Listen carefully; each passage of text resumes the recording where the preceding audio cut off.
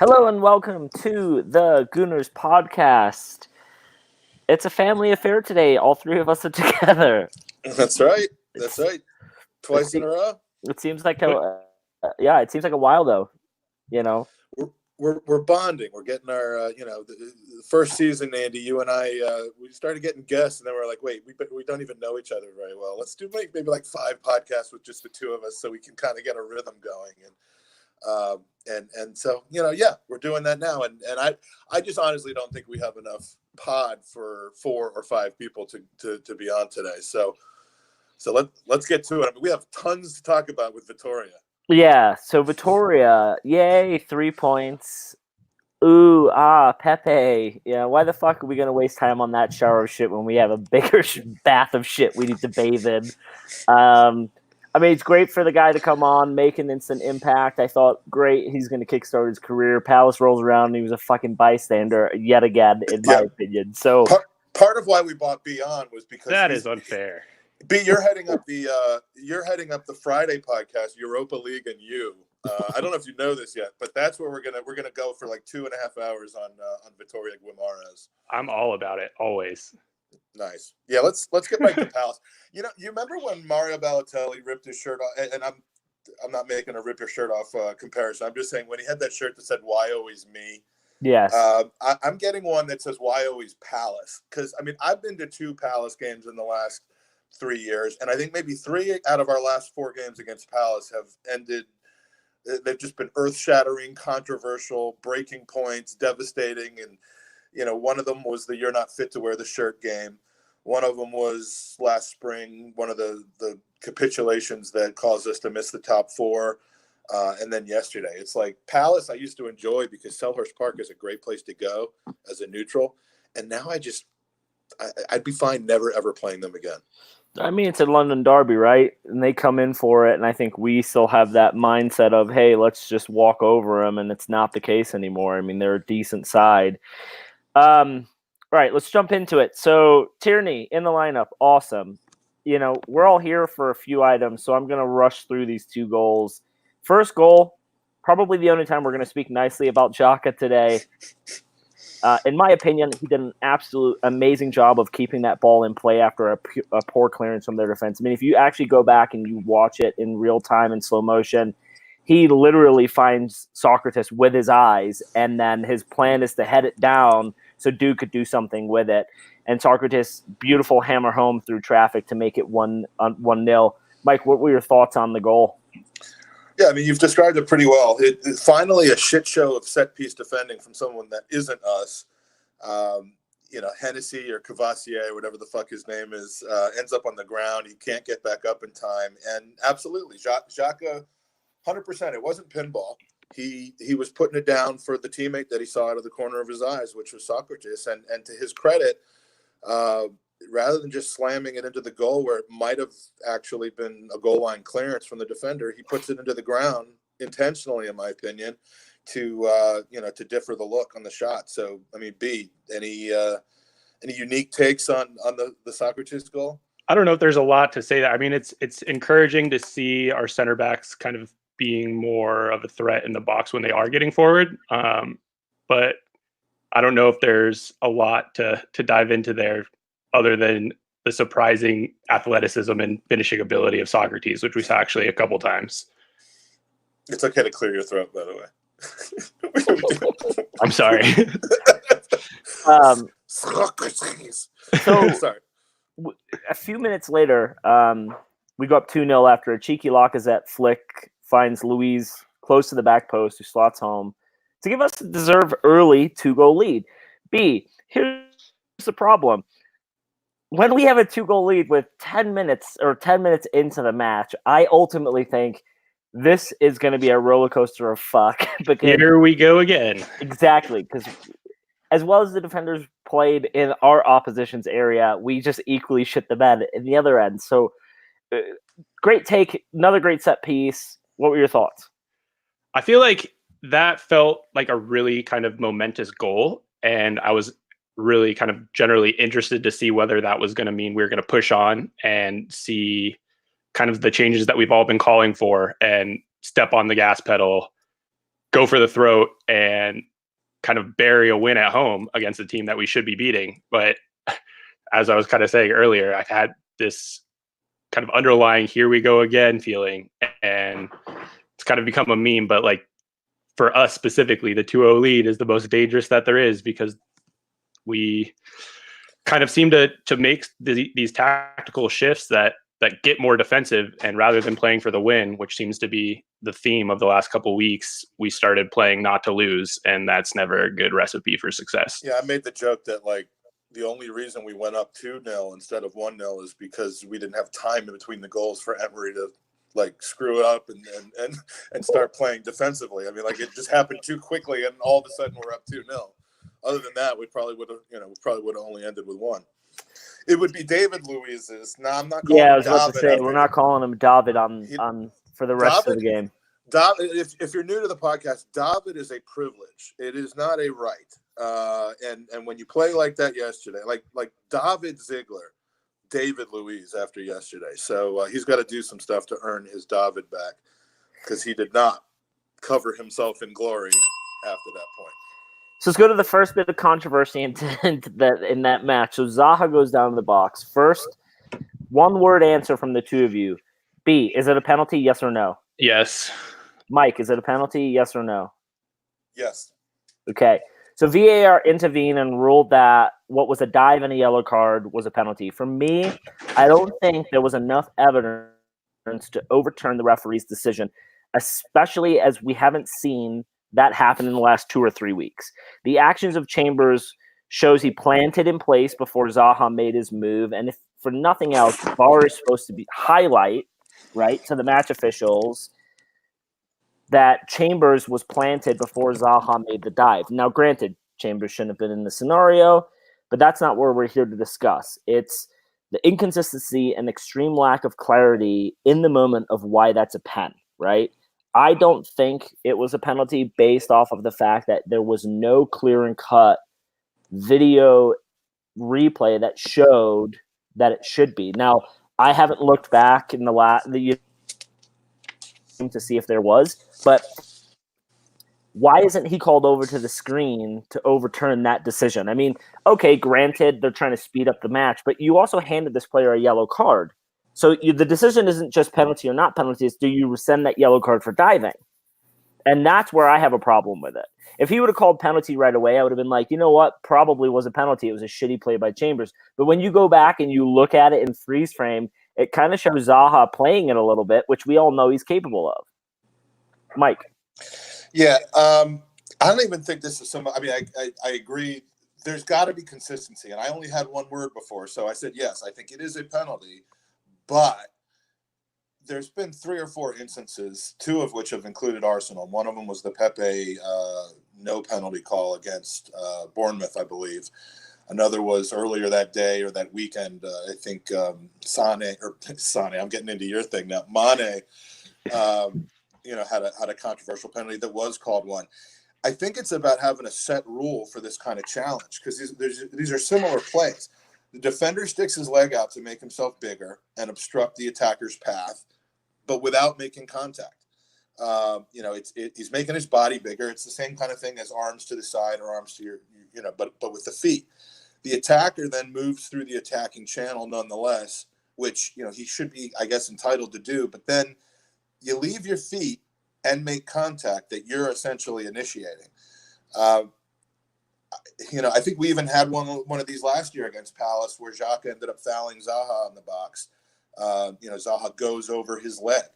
We have to decide if that's a penalty or not, if it's obstruction or not. It's kind of like in basketball where you have the rules about charging and blocking.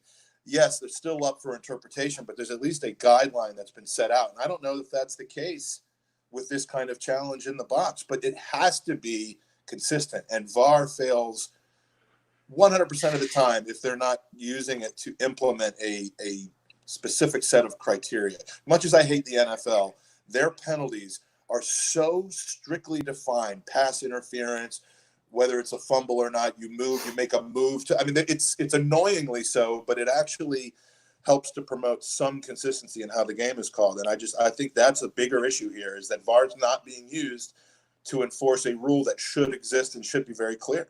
B? Yeah, I feel very much the same way. I guess I've been a huge proponent of VAR generally, and I think yesterday kind of showed what happens when there is kind of too much internal influence on decision-making processes. And like the person who was actually doing the VAR refereeing yesterday was an EFL referee who never reffed a Premier League game.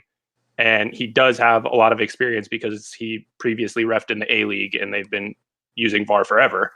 But I really feel like there's kind of an inherent flaw in the way that VAR is implemented, especially in the Premier League, because there's no kind of independent third party making any of the decisions. So if the point of VAR is to kind of be this vehicle for making the game more objective and giving you a second look, like it is a tool, and it can either be wielded positively and correctly, or it can be used to influence games. And it feels like, I don't know what happened after the international break, but we've seen way more calls reversed after having not seen any calls reversed really before that. And there seems to have been some sort of meeting where it's like, if there's contact in the box, that's the call. And I think this was kind of like a unique situation because there was the yellow given for diving. And that puts, I guess, the ref in a kind of difficult situation in that it's like a binary decision. You either, there is contact and then that's a pen, because if you're going to rescind the yellow, then you're saying that there's contact, or there's not contact and you're rescinding it. But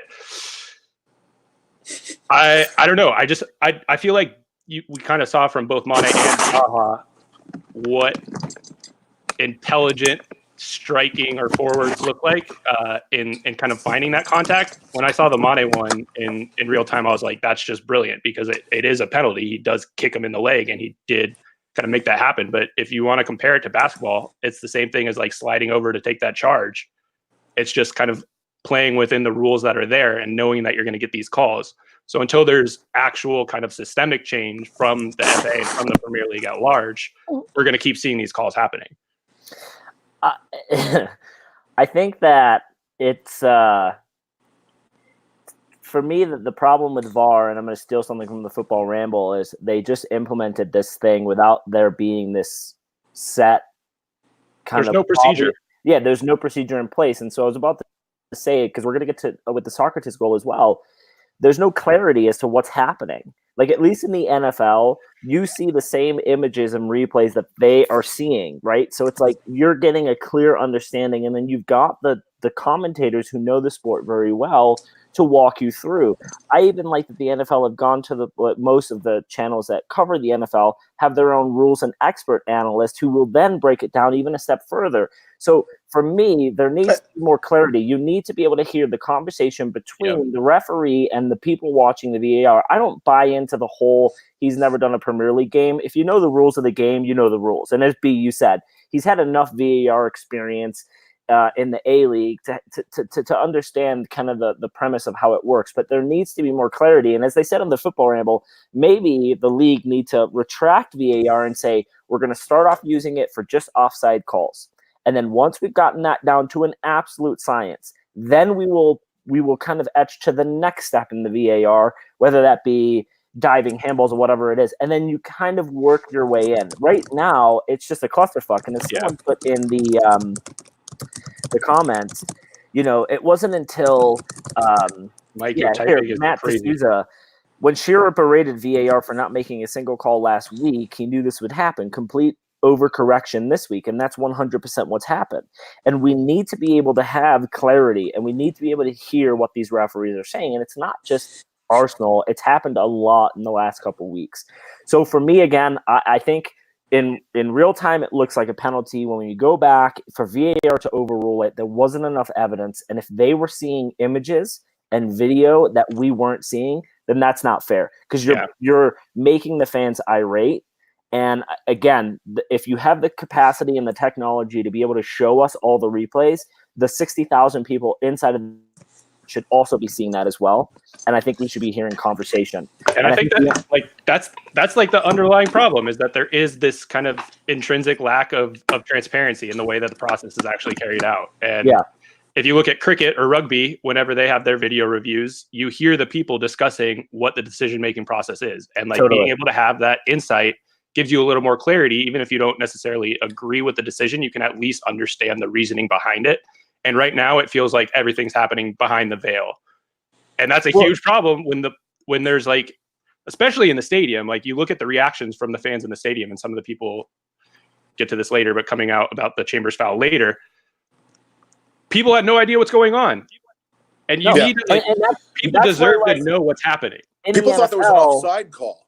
Yeah. Even in the NFL, they take the 5 to 10 seconds for the referee to throw a microphone on and explain to the people in attendance what the hell's going on. And, you've got the most popular global brand in the world in the Premier League. You need to be better. And you know what? We're just 3 guys that are trying to make it better. That'll never happen.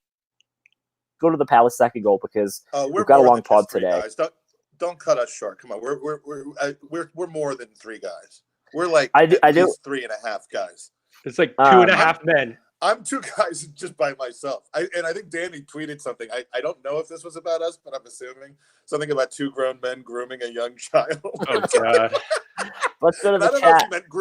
I don't know if he meant grooming for like podcast success, or if he meant grooming like brushing his hair and like petting, heavy petting. Yeah, heavy petting. Yeah. Heavy petting is a good podcast title. I'll have to save that one. We got a bunch of people in the chat. We got Fredo, Archie, Don Juan, Matt D'Souza, the beautiful and lovely Becca Rhodes, Danny the GFP, Michael Harneman. We've got James Payne, AFC, Fredo. I think I said you already. Now I'm just Lynchburg Camp. I love that. Mike Hernandez. We've got Sadan Saeed. Who else we got here? Hit that like button. Fucking hit it, or don't. Just don't thumbs down us, right? Yeah. Is it better to have 2 thumbs up and no thumbs down, or like 50 thumbs up and 4 thumbs down? Like what will ruin your day less? I think it'd be funny if we had no thumbs up and all thumbs down. Does YouTube look at that and be like, we're like dumping them at the bottom of the bin when it comes to like search or whatever you want to call it? So Palace started the second half the stronger of the 2 sides, and 7 minutes after the restart, they level with a header at the far post with David Luiz deciding to just not defend. Absolute shit goal to concede. It was a beautiful goal from Palace, but B, can we just go through one match without a shitty performance from our center backs? I like at this point, it's just like so frustrating because it feels like, we've said this so many times, but it really is like Groundhog Day. Like same tactical setup, same huge hole. I don't know. I guess like the when I'm like watching this game, I was watching that second goal, and you look and you see exactly where you need Torreira, because like you have that base defender that kind of provides that buffer zone for the 2 center backs and doesn't put all the pressure on them to make plays that they're clearly not capable of making. And we just keep putting our center backs in situations where they're going to fail, and then getting frustrated with them for doing so, obviously. But I feel like there is this, like, it's almost like you have to laugh, not to cry. Because I don't know. There's just this an inherent issue with our tactical setup that exposes our entire back line constantly. And like adding Tierney kind of provided that a little more versatility, because they did have a real outlet, like playing out of the back, which we saw like the benefit of Tierney versus Kolasinac right away. But something's got to give. Yeah. It's one of those where it's like, one-off mistakes happen, but we're consistently seeing it all the time. And that's what makes it bad, and it's like, defenders shut off, right? I mean, you saw Tierney on Thursday make that mistake. I bet we don't see another mistake from him for quite some time. As James Payne said, Premier League needs to use European referees for VAR. They know it inside out. Joel, I apologize for missing you on the roll call. There he is. We've got Ant CL1082. Mike Riley needs to resign. Hey, look, Fredo. I don't think I mentioned him before. Oh, I thought you said Mike really needs to resign. Like I took that personally. Yeah, Fredo's here. It's good to see you, Fredo. Yeah. All of a sudden, a lot of comments about I changed my camera angle because now I'm back on the computer from the phone, and now everyone can see the top of my head. This is Mike 3.0, and appreciate all the support from the chat. Yeah. I like it. All right, here we go. So Xhaka gets the pull, not for playing bad, in my opinion. This has been the Gooners podcast. Yeah, in my opinion, I thought he was okay, but he was in the base of our midfield. Why? No one knows. And we bring out an attacking player. I don't know where to fucking start with this. So the board goes up, jeers from the crowd, and he walks off. Now the fans are booing. This has obviously been a point of contention for the three of us the last 2 hours. I want you to give me your thoughts on the point of him with the board going up to the tunnel, and then we'll get into whether or not we'll chat. B, I don't know your thoughts. I haven't seen via Twitter or whatever, so hit me with it, buddy, and then hand it off to Mike. I think that this is such like a strange situation because it does feel almost like there was miscommunication or like misinterpretation from both sides about what was going on, and it just ended up exacerbating the situation and kind of pouring gasoline on what became like a roaring fire. But it seemed to me like there was cheers initially. I'm not sure I'm not sure if it was specifically because we were making a substitution and taking Xhaka out, or like the way that I interpreted it live was like we were excited that Saka was coming in for Xhaka because it meant that we were going to be going for the win and that there was like this kind of offensive shift. And then because Xhaka kind of took those cheers as being something that was kind of directed specifically at him and started hamming it up essentially and walking off slowly, the boos grew, and then he kind of just baited everybody, and then it just became like a chorus of boos. And I've never seen anything like that in my life, especially from a captain. But I totally understand the frustration that he's had because he's given so much abuse on social media and he's constantly criticized. And he actually had like a relatively good game comparatively, like to his last few outings. And I think the thing that's frustrating about this situation is like everybody is in the wrong. There's no right party. But for the captain of Arsenal Football Club to storm off the pitch in a game where we need to find a goal, essentially, to kind of stroll off the pitch slowly, bait the entire crowd, tell everybody to fuck off, take off his jersey, throw the captain's armband. Like if I was livid about it in real time from both angles. And I really feel like there is something that needs to be. I'm surprised that there's been no statement from the club yet. I'm surprised that Xhaka hasn't apologized. Something needs to happen to like proactively address this, because this is the kind of thing that erodes a team from within. And we're kind of starting to see, I'm not sure if it's Unai losing the locker room, but like you look at Torreira's reaction there, like the players clearly respect him and they were upset with the fans, and people went to his house after. You had 3 players going to his house to console him essentially. And like, you have to start wondering, like, is this kind of indicative of an inherent divide in the locker room? Because you look at like the Lacazette liking a comment thing, or is there some kind of greater issue Where's the playoff music with Xhaka and Bing Bong Boom? All right, I love you guys. I really Mike. do. All right. There's 2 issues: what happened yesterday and what led to what happened yesterday. And per our challenge here, we're going to talk about what happened yesterday specifically in a vacuum, kind of. First, we ran a poll, very unscientific, very unfair question, but basically, who do you blame for yesterday, Emery or the fan? Or not Emery or the fans, although a lot of people did say Emery. 54% said fans' fault, 46% said Xhaka's fault. Just a sign of the fact that there really is no consensus going on. There's just, if you go on Twitter, go on anywhere else, it's just complete 50-50 down the line. You listen to pundits, to ex-players, to fans, longtime fans, casual fans, 50-50 split. Specifically what happened yesterday, B has just described exactly what the actions were. But I find what he did completely abhorrent. I've heard varying feedback from people that were there that, when the board went up, there were jeers, that it was smattered, kind of scattered. I've heard that some people were actually cheering, like B said, over the substitution for whatever reason. It wasn't completely out of line. And it very, very quickly became about Xhaka's actions, his petulance, his walking off the pitch when, we had just conceded. Okay, it was the 61st minute, not the 81st minute, but we had just capitulated 2 goals to Crystal Palace at home. And that's a time where you want to show that you understand the urgency of the situation. And he did the opposite to piss people off because he didn't like the treatment that he'd been getting. And,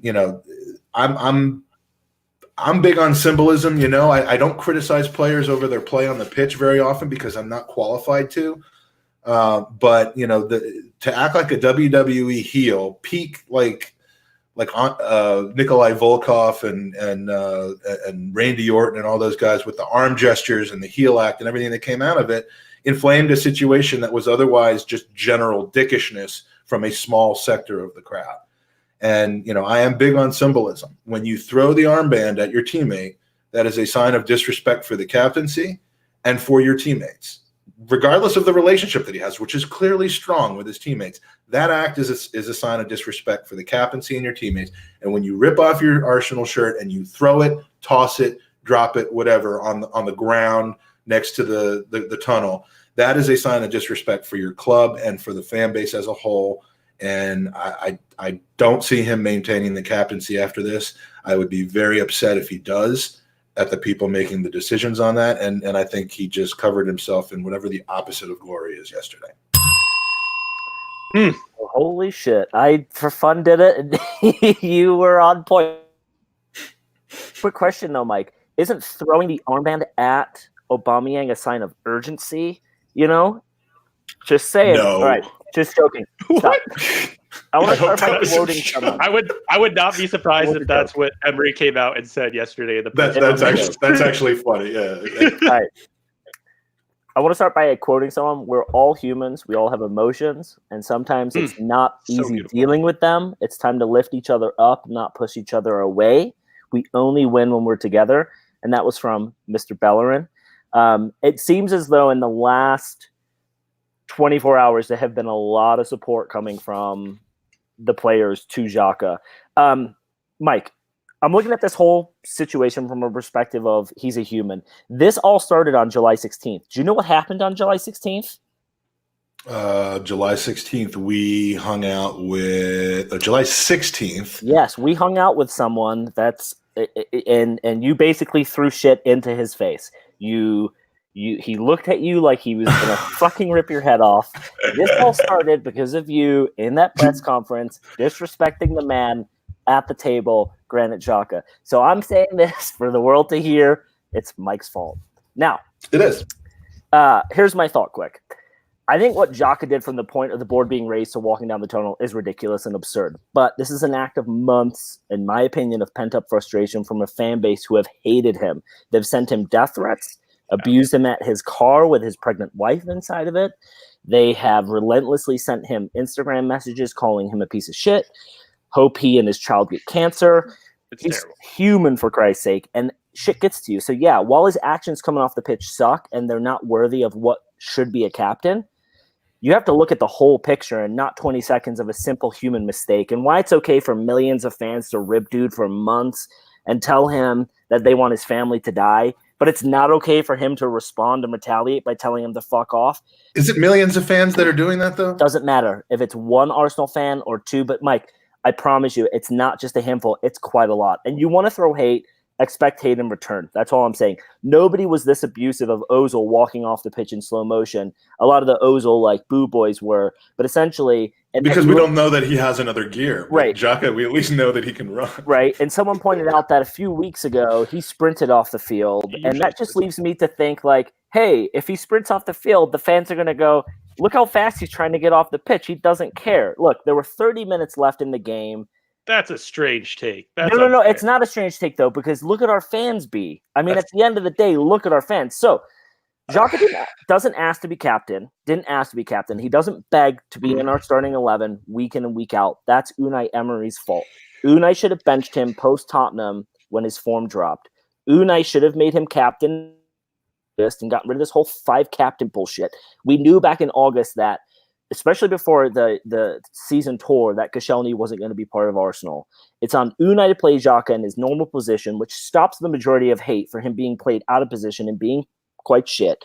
It's Unai to override the decision of the team if they're telling him they want Xhaka to be captain. If he doesn't believe it, then don't allow it to happen.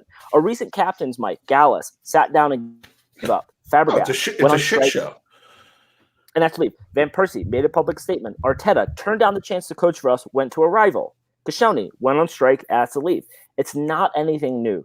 Xhaka appears to want to be captain, and I can't say that of our previous captains. So we're 24 hours post it.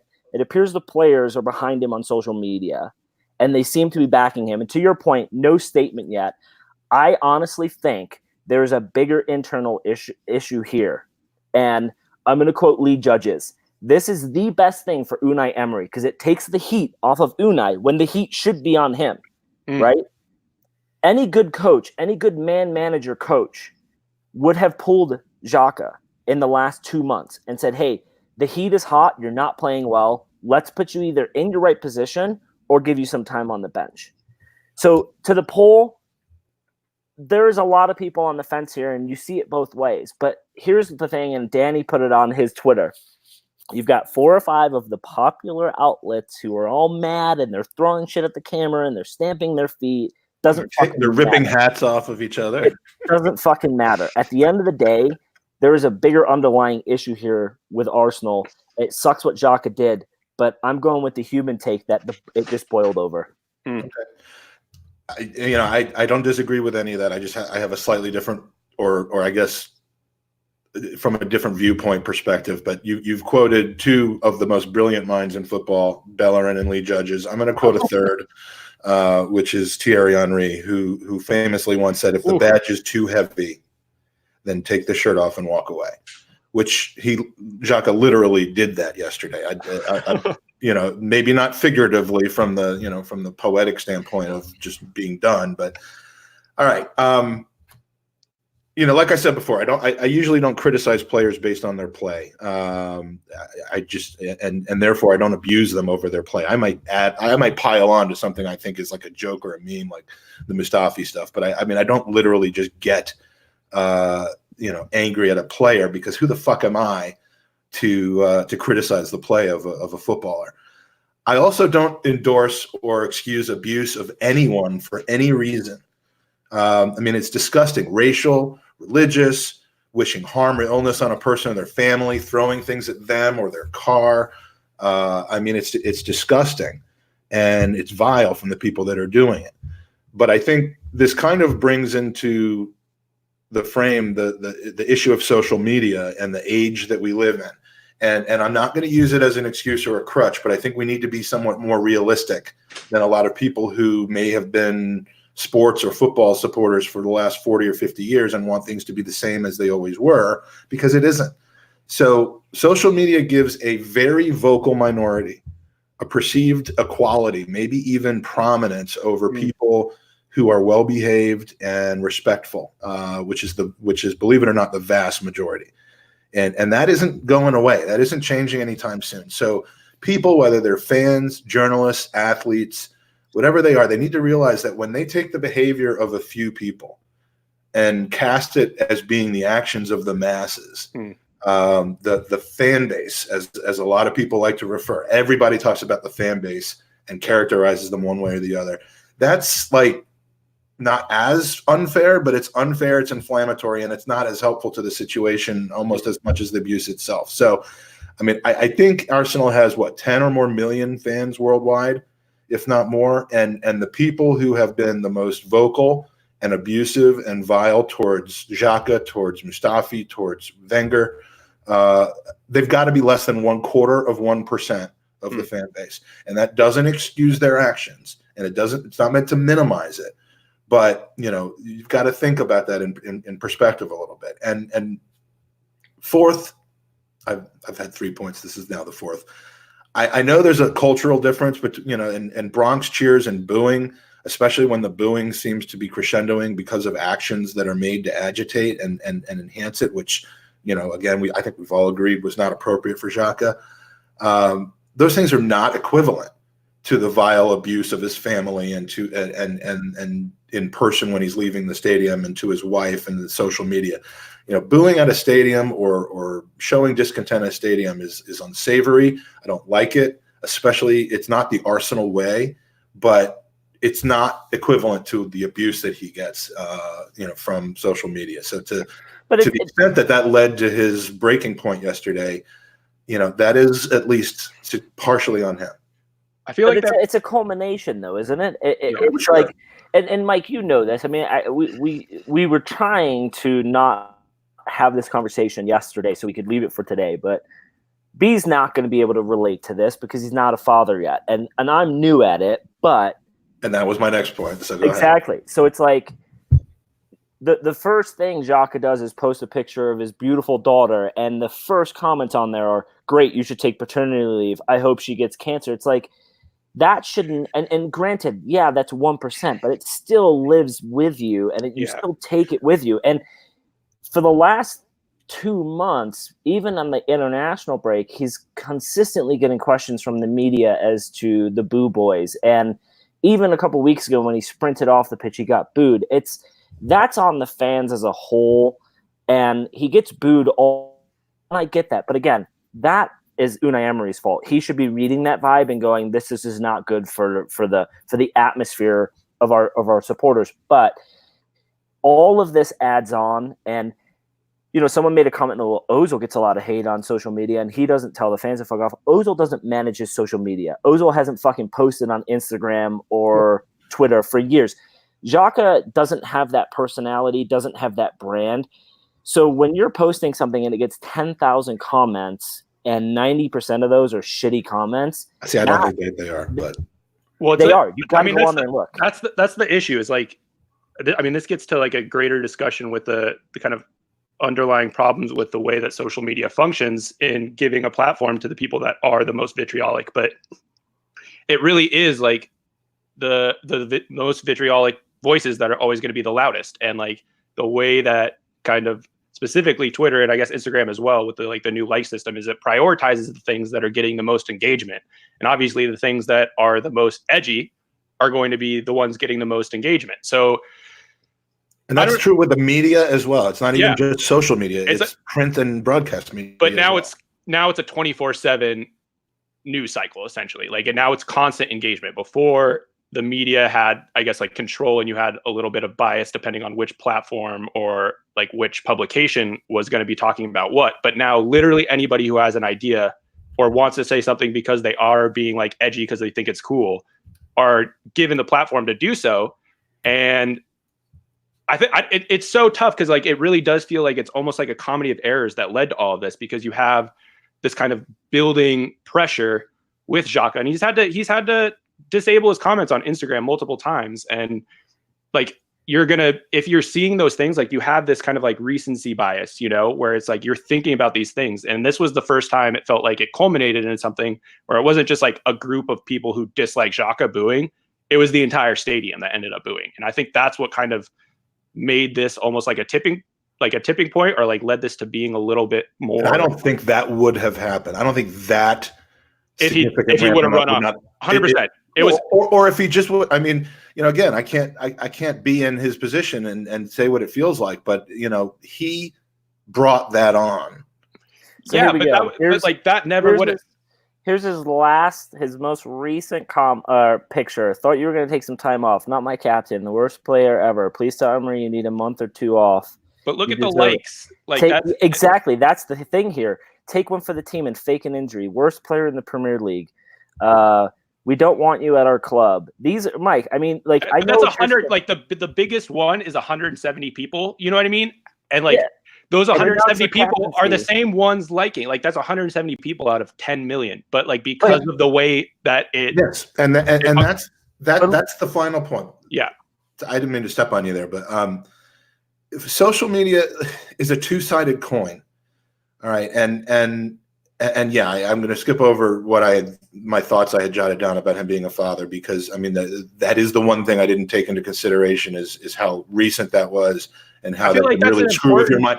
Well, and it is important, and perhaps, and I'm not just saying this in hindsight, perhaps there is something valid about the paternity leave element, to where if you're already stressed and things are kind of heavy for you at work, maybe. The right. I mean, we saw what happened after and I'm not equating them exactly, but we saw what happened after a significant event in Ozil and Kolasinek's lives a few months ago.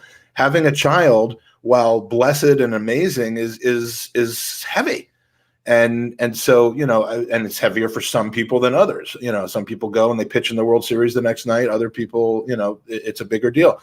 It's all in context. But the social media thing, I just want to get this out, and then I pretty much spent.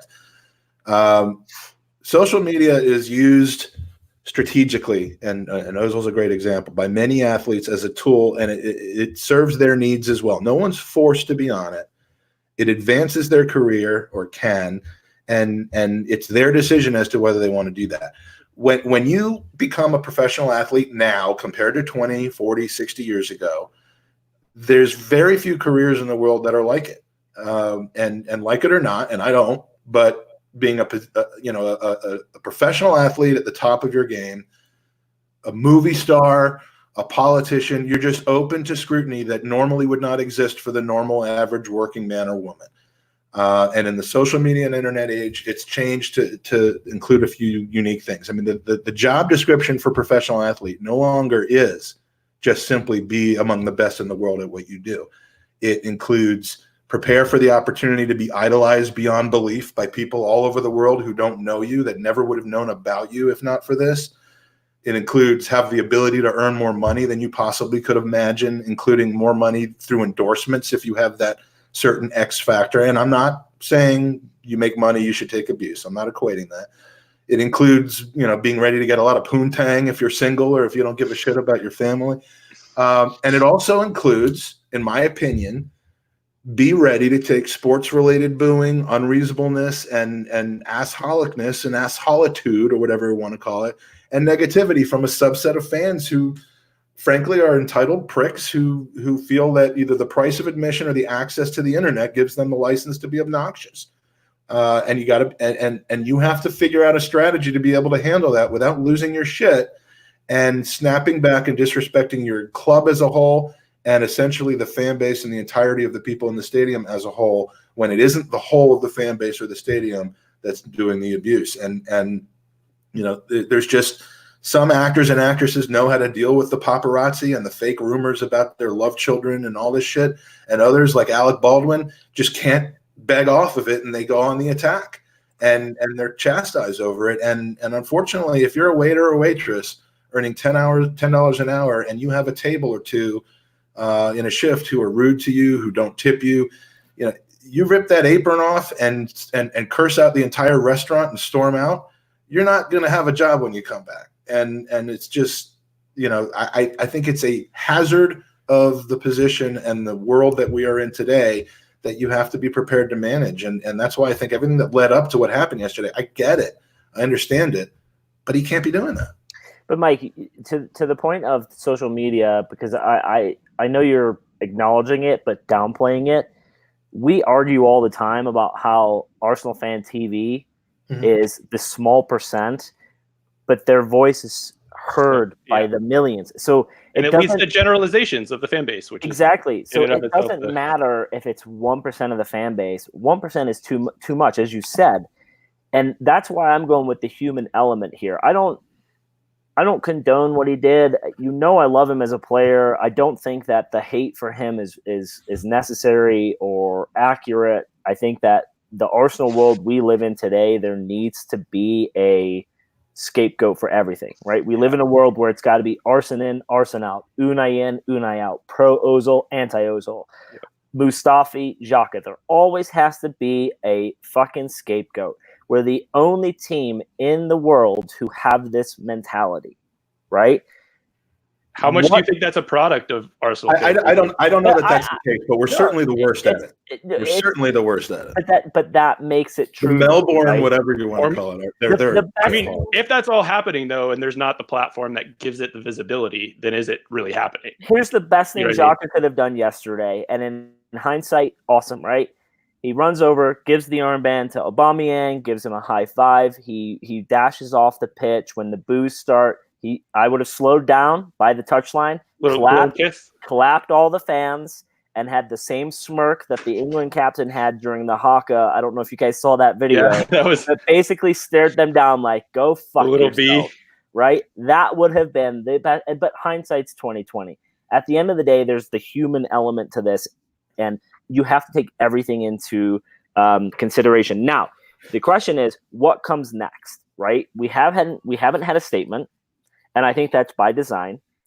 I think that the board, listen, we all love Arsenal. The Cronkies don't. So what Xhaka did yesterday is that true? No, yeah. The Cronkies don't care. You don't think Josh Kroenke loves Arsenal? No. I think he loves the fact he owns Arsenal. I don't think he loves Arsenal. That's a really interesting shift in perspective from you, though. But dude, if I think Josh Kroenke wants to win, there's a big difference between wanting to win and loving the club. If you love the club, would you be okay, so let me ask you this. If you're Josh Kroenke, you own the club, but you love the club, are you in the United States 90% of the time? No. Well, I mean, that's like a difficult. This gets to the issue with having somebody like a company like KSE that owns multiple teams. Exactly, but here's what I'm saying though, if you're a billionaire, you own your own plane, you will fucking get to London for every match. Yeah. Right? The Broncos and the Nuggets, you could sit in Denver for 7 days and hit 80% of those games. You're only bouncing out for a couple. We know the Avs schedule. Yeah. We know the Nuggets schedule. You can be 2 and 4. If you love the club, you're at the club. Right? And so I don't think he loves the club. I think he wants the club to win. I don't think he loves it. So yesterday, I don't think he looks at the Xhaka situation the way the three of us are looking at it. Right. So now it's what's next. Should he get strapped? They never really have had the full impact of a situation. I mean, even Vinay, in talking to him, I mean, they're surprised at the flashpoints. They do tend to take them by surprise, which is shocking. So do you guys feel like this is kind of indicative of a widening of a schism that we saw kind of appear to be closed during the summer? Because I feel like there was so much goodwill around KSE and specifically around Josh after y'all's interview specifically. It felt like there was this kind of shift happening. Just take a second to remember that. There was a little bit of a bridge being built between the fan base and the kind of higher ups generally. And now is that bridge just crumbling? But the reason it's not crumbling as of yet is because there's been other storylines with Unai being absolutely awful, and now the Xhaka. That should be the storyline though, because the Xhaka being kind of vilified is a product directly of other issues that are coming from Unai. But B, you hold 2 degrees. You have the mindset of an intellect, and I hate to say it, but a lot of the people that go to football who buy tickets and have been there forever, they're working class people. They don't think of it in that nature, right? So they're looking at just the story in front of them at this time. They're not looking at the grandest scheme to say, well, hold on a second. This is the fault of the Cronkies for not changing Unai. That's why I love Lee's interview yesterday, because all of a sudden it's like his brain flipped and he went, hold on a second. This is fucking Unai Emery's fault for not fixing this scenario 2 months ago. And you can even go greater than that to say, hey, the Cronkies were great. And I think Ornstein put it correctly, and I don't have the Athletic. Mike, I don't know if you read the article today, but it appears from the breakdown is that Arsenal are looking at this and saying, well, hold on a second now. We're not going to make any rash decisions. We're not going to make rash decisions. Well, but the fact that they're coming out saying that means they're having conversation. Which I think is the important part, because I don't know, I'm obviously now kind of the scales have tipped a little bit for me on Emery generally, and I think that his time's kind of up because there is no future there. But at the same time, the options that you have elsewise are not good options. We're now kind of between a rock and a hard place with our decisions if we want to fire him anyway. But let me ask you guys this question, right? I'm sorry, Joel. I just can't. I love that. Out of everything that happened yesterday, okay, for me, the biggest takeaway out of everything that happened yesterday. You're up 2-0 at home. No. It was the media, specifically Ornstein, walking away saying the players in the locker room are not happy.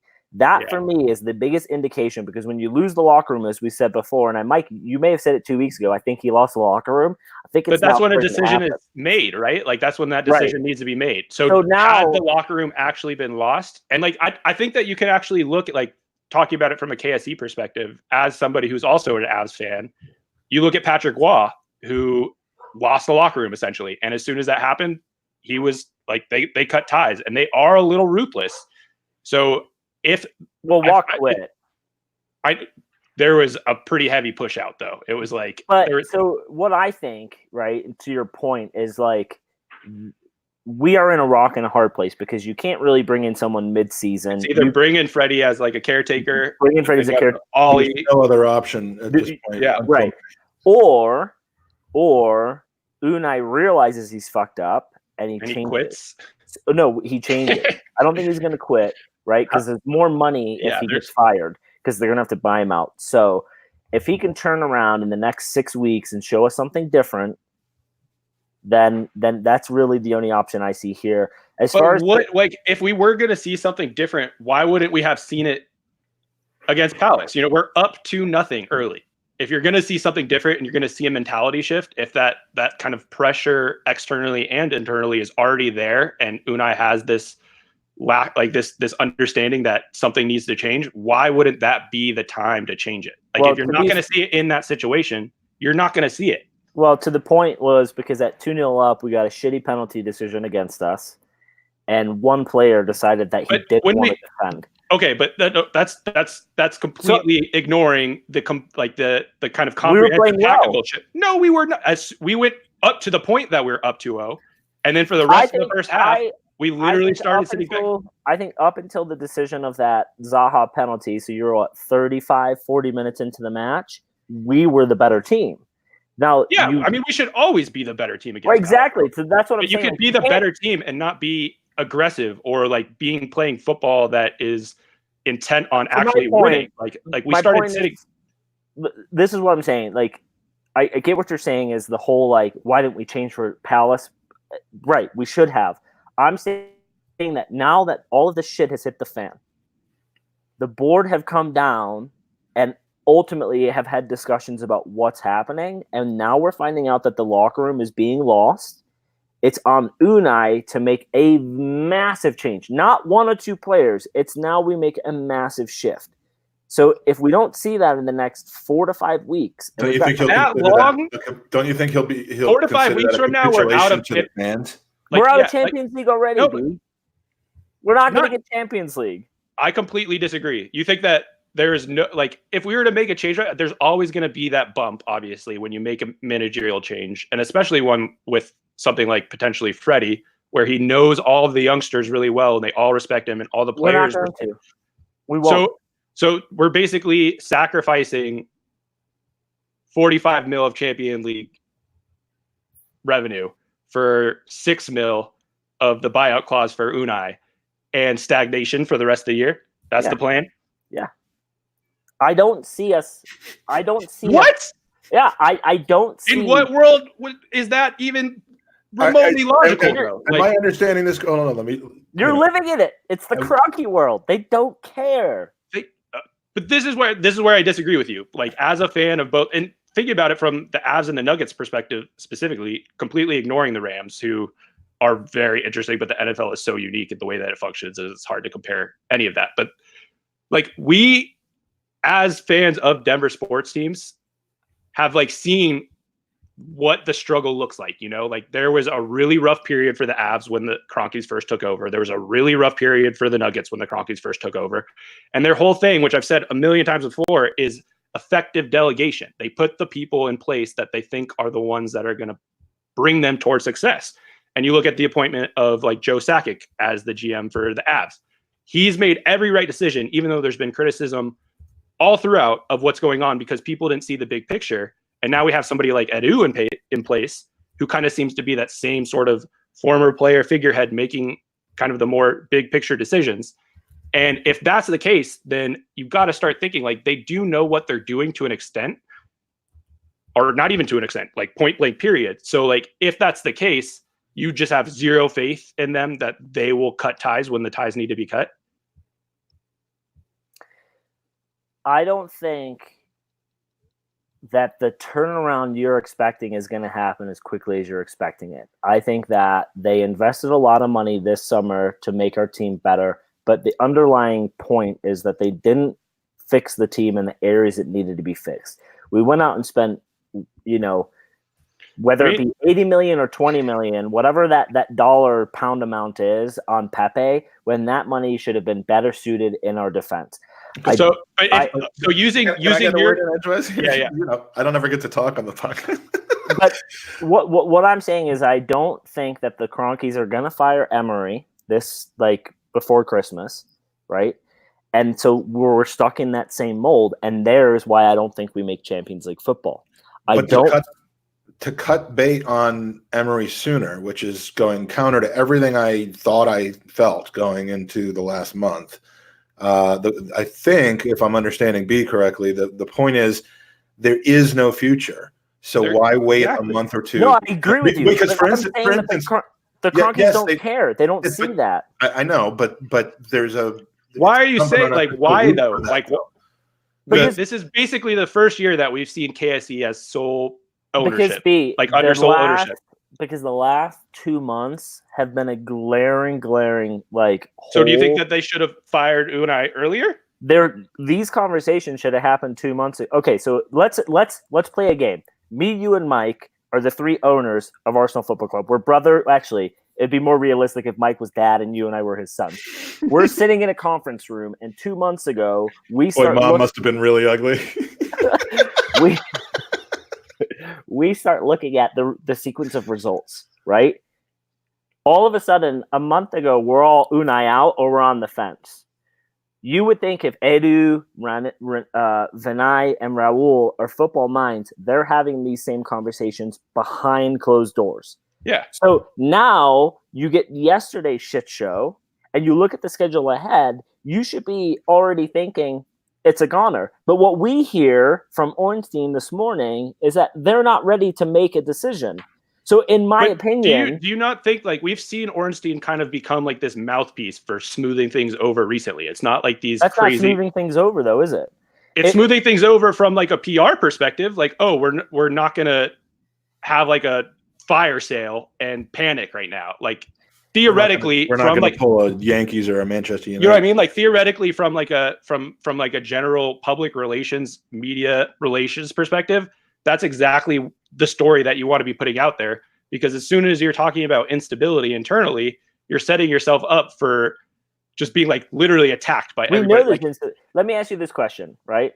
If Abramovich was the owner of if this happened at Chelsea, would Unai Emery be in? Unai would have been fired after the Europa, if that were the case. Yep. He would have been fired an hour after. Exactly. That being said, there was this kind of we keep thinking about KSC as having been the owners for so long, but we forget that they were basically in this internal tug of war that was apparently pretty vicious for 8 years, So this is the first time that we see them kind of make it we are seeing changes happening after they've taken over. And I kind of got to think they're putting these people into place with this idea kind of moving forward. And even thinking about the transfers you were talking about, we didn't address the places that we need to address. We brought in Tierney, who's arguably the most exciting young left back in the world, which was a huge hole for us. We signed Saliba proactively because he's absolutely killing it in Ligue 1 right now. And think about how much his price has already risen. You know who killed it in Ligue 1 last season? So different for a defender. And also, I think getting to Pepe generally, this is a product of Emery isolating him consistently anyway. He has so many skills. But B, you're highlighting exactly your point and my point. players are being isolated because of one person. If Yeah. you are a football mind, you see that. The Cronkies are not a football mind. If you sat down with Josh Kroenke right now and said, hey, tell me in 5 years a player you would love to see on Arsenal, he wouldn't fucking know because he doesn't know the transfer window. We just got to send him FM 20 and then it'll fix everything. He doesn't know the world of football. And when you compare it to his sports in the U.S., it's different because you have drafts. You know of a kid in college who's going to be a fucking awesome So player. what you're really telling me is that They I outsource just need that, to reach out to Josh and then become the liaison between. Didn't you just talk to him a football couple stuff. days ago, Andy? Yeah, and he's a fucking moron. Oh. Why are you saying that? Because I don't trust the system that they've put in place. Why? Well, all we've seen outside of Emery, which is in isolation, like the biggest problem. Outside of Emery, if you look at the actual back office moves, who we've put into place, those are good moves, like objectively. They're great. And the people that we brought in are really exciting. And if we have, like, if you think about Emery, who hired Emery? Gazidis. Gazidis. So here's why do we? Okay, so here's my question. So you're saying why didn't they cut ties immediately? What? No. The question is, why is Emery still at Arsenal? We know that he's not going to be able to produce to go into the Champions League. We know that. So if Unai Emery was hired by Gazidis and you fucking fire Gazidis and bring in all these other people, why not sit down with those other people and go, hey, the last 2 months, the results have not How do you know that hasn't happened, though? Because we haven't seen a change. We're now 4 points behind Chelsea and Leicester. We've got Wolves and Leicester on the horizon. We have Liverpool on Wednesday, who we're likely going to lose to, right? So by Christmas, we are very much going to be out of one or two competitions, one of which is going to be the Carabao Cup, one of which is going to be the Premier League title. But I feel like you're agreeing with everything that I'm saying. I am agreeing. You know what I mean? I am agreeing. I'm not arguing. I'm agreeing with you, but I'm also saying that Emery was not the hire of this. Like, you keep saying, like, hey, the Cronkies are new to this.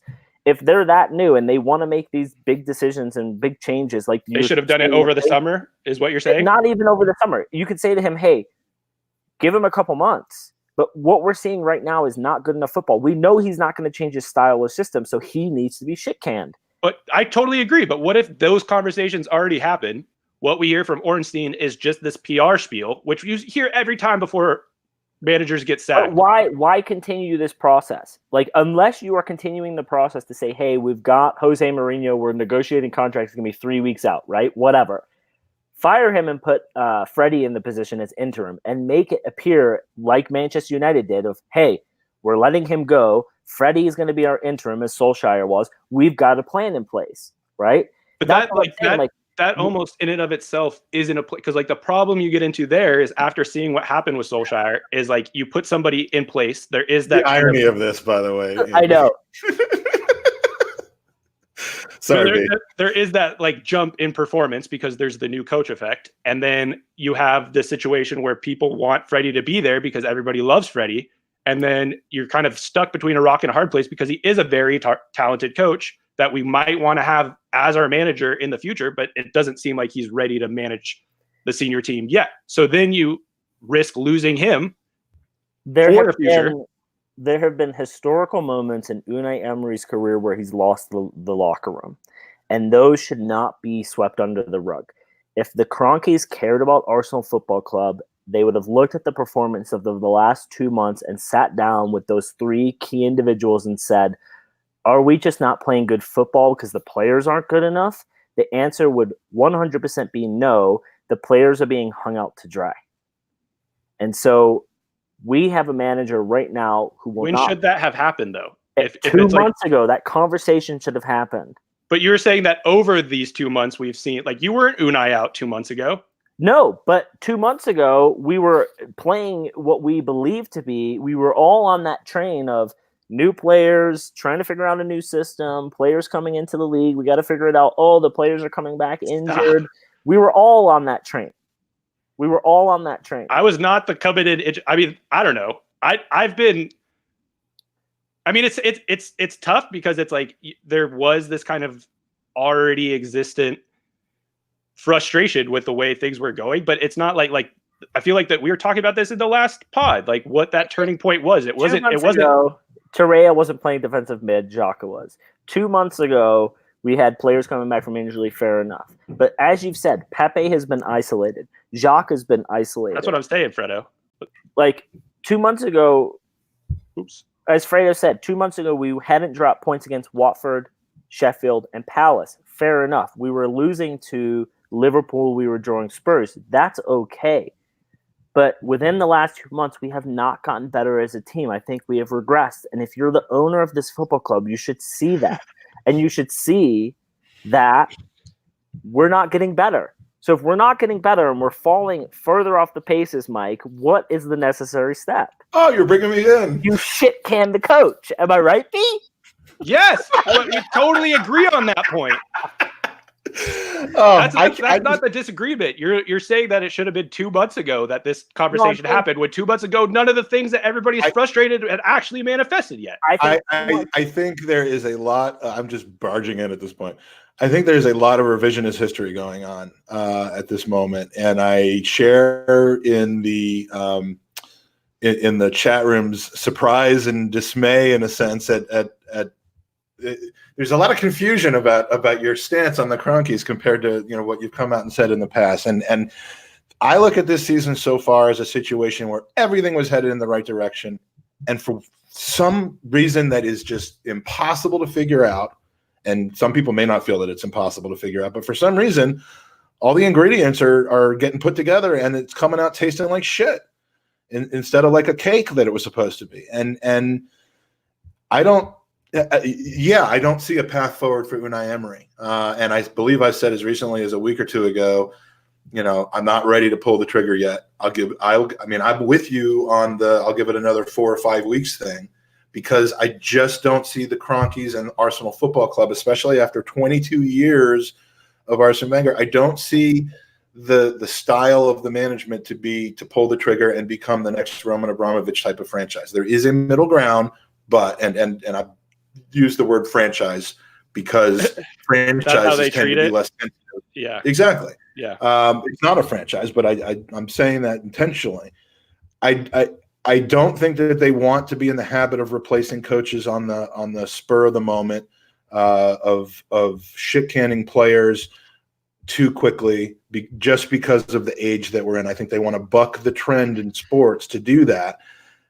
Could it end up costing £45 million in the difference in revenue? And frankly, my calculations say it's closer to 60 or 70 million. If they wait too long, in hindsight, you could say yes. In hindsight, you could also end up saying, you know what, all we needed was a couple of things to fall into place and some healing to happen. And, there is a lot that could still happen. I don't see the Kroenkes doing that, and I don't blame them for not doing it yet. And I'm surprised. It's a thought through take, but I'm surprised at how quickly you turned. Can I just answer Mass and some other people as to why my opinions changed really fast? I still believe that the Kroenkes, as I said before, I think the Kroenkes want to win, and I think that they are in this to win it. And I've said this a long time, I don't think the Kroenkes are that day-to-day that we expect out of an owner that put other people in place. We know that. They rely heavily on others. But there has been a common denominator since August with all of these terrible decisions happening at Arsenal Football Club, and it's been Unai Emery. And he should be on the hot seat. He should have been on the hot seat weeks ago. That's my opinion. You're saying Liverpool was the tipping point for you? No, because Liverpool is still where you're at, but I think that that's 2 months ago. Watford was the beginning of the end, where we played exactly the same. Bigger flashpoint than Liverpool, and that's what I'm saying. Watford was Liverpool 5 weeks ago, but Liverpool was the shift. Liverpool, that's okay. But thinking about it from that tactical perspective, that was the shift into this weird thing that carried on into Watford, where you had us playing this weird diamond thing that gave way too much space outside and invited so much pressure. And it makes sense when you're playing Liverpool, I guess, if you want to play that counter long ball over the top to both Aubameyang and Pepe, who are both playing pseudo strikers. But when you have that same game plan against Watford and you're starting to play basically respect ball against teams you should be absolutely dominating, for me, the Watford match was there's a problem here.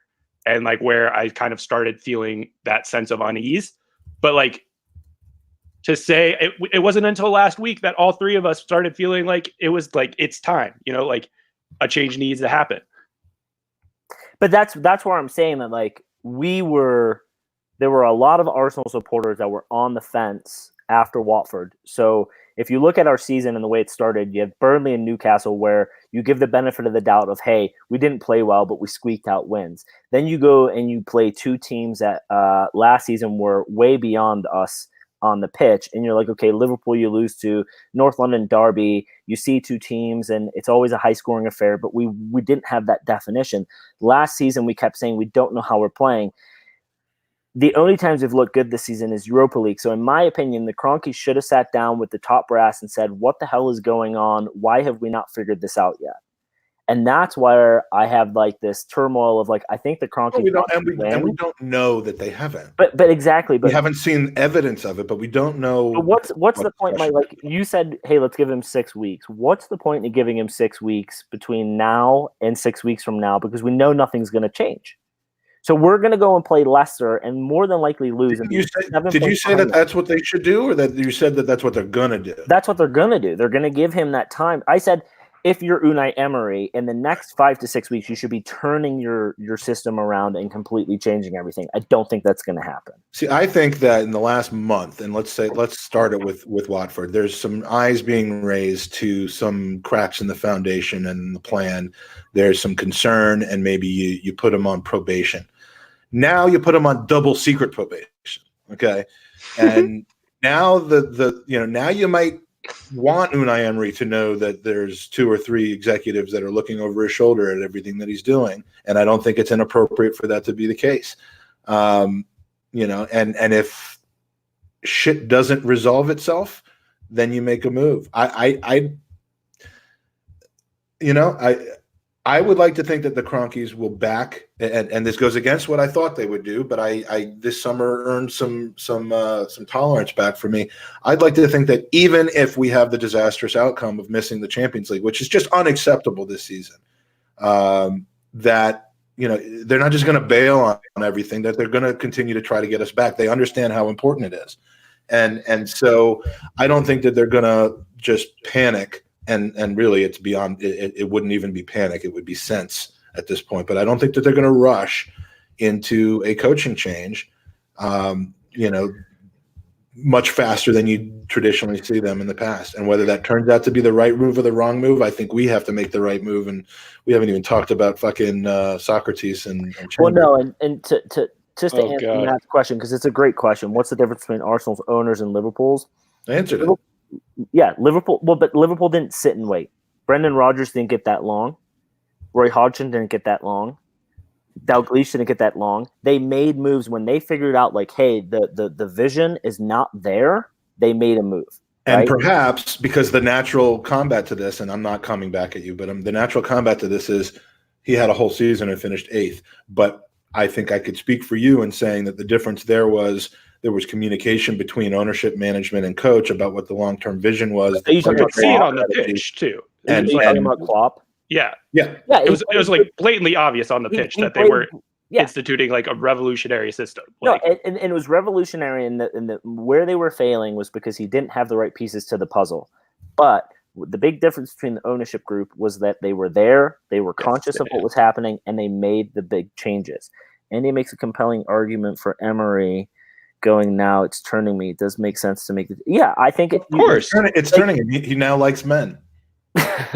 But like it comes down to the philosophy that you should never put off something that you're going to have to do eventually. Like if you have to do something eventually, do it now. And exactly. That's considering me. It's funny. Like Jose Mourinho. Feel the sense in the world about what you're saying and about doing that. I just don't want to be that club, I guess. And you have to. But it's not that club. I mean, we've been so kind of spoiled by having one manager for 22 years, and I totally understand that we look at clubs like Chelsea that are just like a managerial carousel, and are like, we don't want to be that. But are you willing to not think like, are you?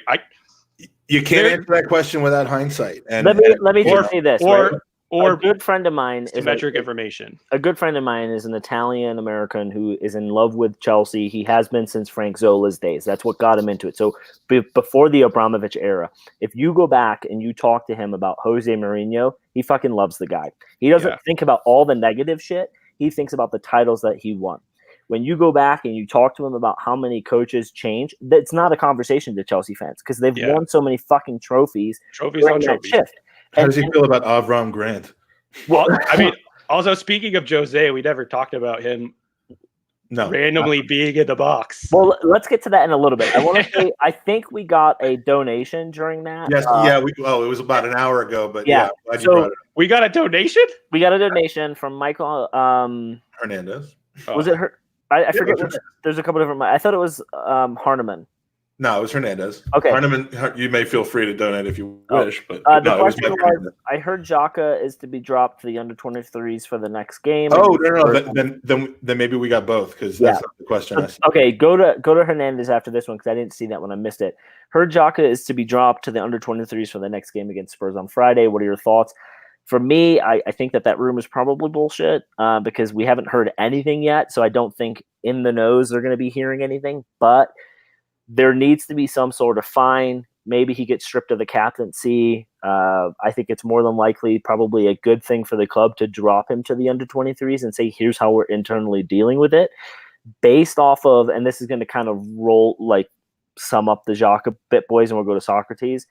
I think personally Xhaka keeps the captaincy based off of what's happened with all the players in support of him. They voted for him to be captain, and they have shown a lot of support with him, both on social media and going to his home. I think they all understand that you do make mistakes. The best thing for Xhaka now is to release a statement or a video as captain saying, hey, I'm sorry. Mike, as the poll said, 54 to 46%. Half the people are going to be okay with it. Half won't. Such is life. If he does get stripped of the captaincy, I completely understand why. I don't really see a future for Xhaka at Arsenal. If I were him, I would say, fuck this place. I want to leave. Right? Well, and there may be more than just Xhaka that are starting to say that. I mean, Lucas Torreira. Yep. And the Torreira, dude, that broke my heart. Crying because of what happened with Xhaka. That shows you what kind of man Xhaka is in the locker room to a lot of these players. And it needs to be. And thank you, Stuart McFarlane, for making that enter our minds and our awareness, because I would never have expected that. I would have been very curious as to what the reaction of his teammates, and two people specifically, Stuart McFarlane and Amy Lawrence, friends of the pod. I mean, her article in The Athletic was amazing. You got to read it because it really does shed some light on. I mean, players went to Xhaka's house last night. They did rally around the guy, and that says a lot. But it says a lot about what's happening at Arsenal Football Club, that we don't give enough credit to the players loving each other and being that tight-knit unit. That's where, I have a problem with Unai, is that you've got these players who love being and playing with each other, and then you've got this manager who's tearing them apart. It's like, all you need to do is bring in a manager who understands that you've got to, how often in sport, someone posted this on Twitter about Pogba and all the shit he went through and his calmness throughout, right? Therein lies the difference of a man. I don't know if Pogba has children, but you attack a man's family, he acts in a different way. But let's go to Socrates. So. And let me just mention Mike Hernandez. Oh yeah, sorry. It was like an hour ago. It was a $5 donation. Thank you, Mike. And it was some nerd question about what his daughter should dress as for Halloween. So I should find it. It doesn't let me scroll back that far. Mike, put it back in there and we'll read it because sorry, buddy. I'm all about nerd questions. I gotta bust out that Revenge of the Nerds meme that I always bust out. But but it's your daughter though, so of course. Milan needs to be respected. All right, so if there wasn't already enough drama, Socrates managed to pounce yet again on the corner kick late in the game. Sorry. It's hard to tell with that long hair. We make it 3-2. VAR overruled the goal for a foul in the build-up from Chambers, leaving both sides to share points. What prompted the call, though? I mean, VAR is used for clear and obvious calls, and this wasn't clear and obvious again. You can say that Chambers fouled, dude, but Chambers was also being fouled. I mean, Chambers is. How can you say that Chambers fouled somebody? He extended his arm. There's arm contact. There's no extension. It's literally jostling. Let me fucking finish my point. Sorry, Andy. Chambers is being. We knew this was going to happen with you. I'm heated about this one. Sorry, Chambers is being judged to foul a guy by falling into him whilst he's being pushed from behind, creating him to fall into another person. That was my point. So there was no foul. Where's the clarity again? There's nothing clear. There's no description of why this is happening. This one had me heated. I don't know if any of y'all follow me on Twitter, you probably saw me going on like a little rant about it, but it's so frustrating to see something that could be utilized so effectively being miswielded in such a way that it's literally changing the way that the season like might end up going for multiple teams. And in real time, I thought that was a penalty against like Chambers. And then we scored right after, and I was like, okay, like that continuation worked so well in our favor. Which is what the announcer said as well. Exactly. It might have been a penalty, but the goal takes away any concern about it. And for that to go to review and have something like that being considered clear and obvious just blows my, like there is no world in which that's a reversal. Like we've looked at how few reversals there have been in the Premier League before basically like this weekend. For that to be the one that they're like putting their foot down and like that kind of like overcorrection where it's actually changing like the potential future of like there's so many kind of far reaching impacts to what that point changed. How many points did we miss the top four by last year? No, that's what I'm saying. Like if we miss out by like it is infuriating. Like I have a hard time articulating how frustrated I am with it because I really have been such a big proponent of VAR, and I really do think it's a tool that could potentially revolutionize the way that we think about the game and the objectivity within it. And you just have to like look at like AFCON or like the World Cup outside of a couple of penalties or even like other leagues to see how VAR should work.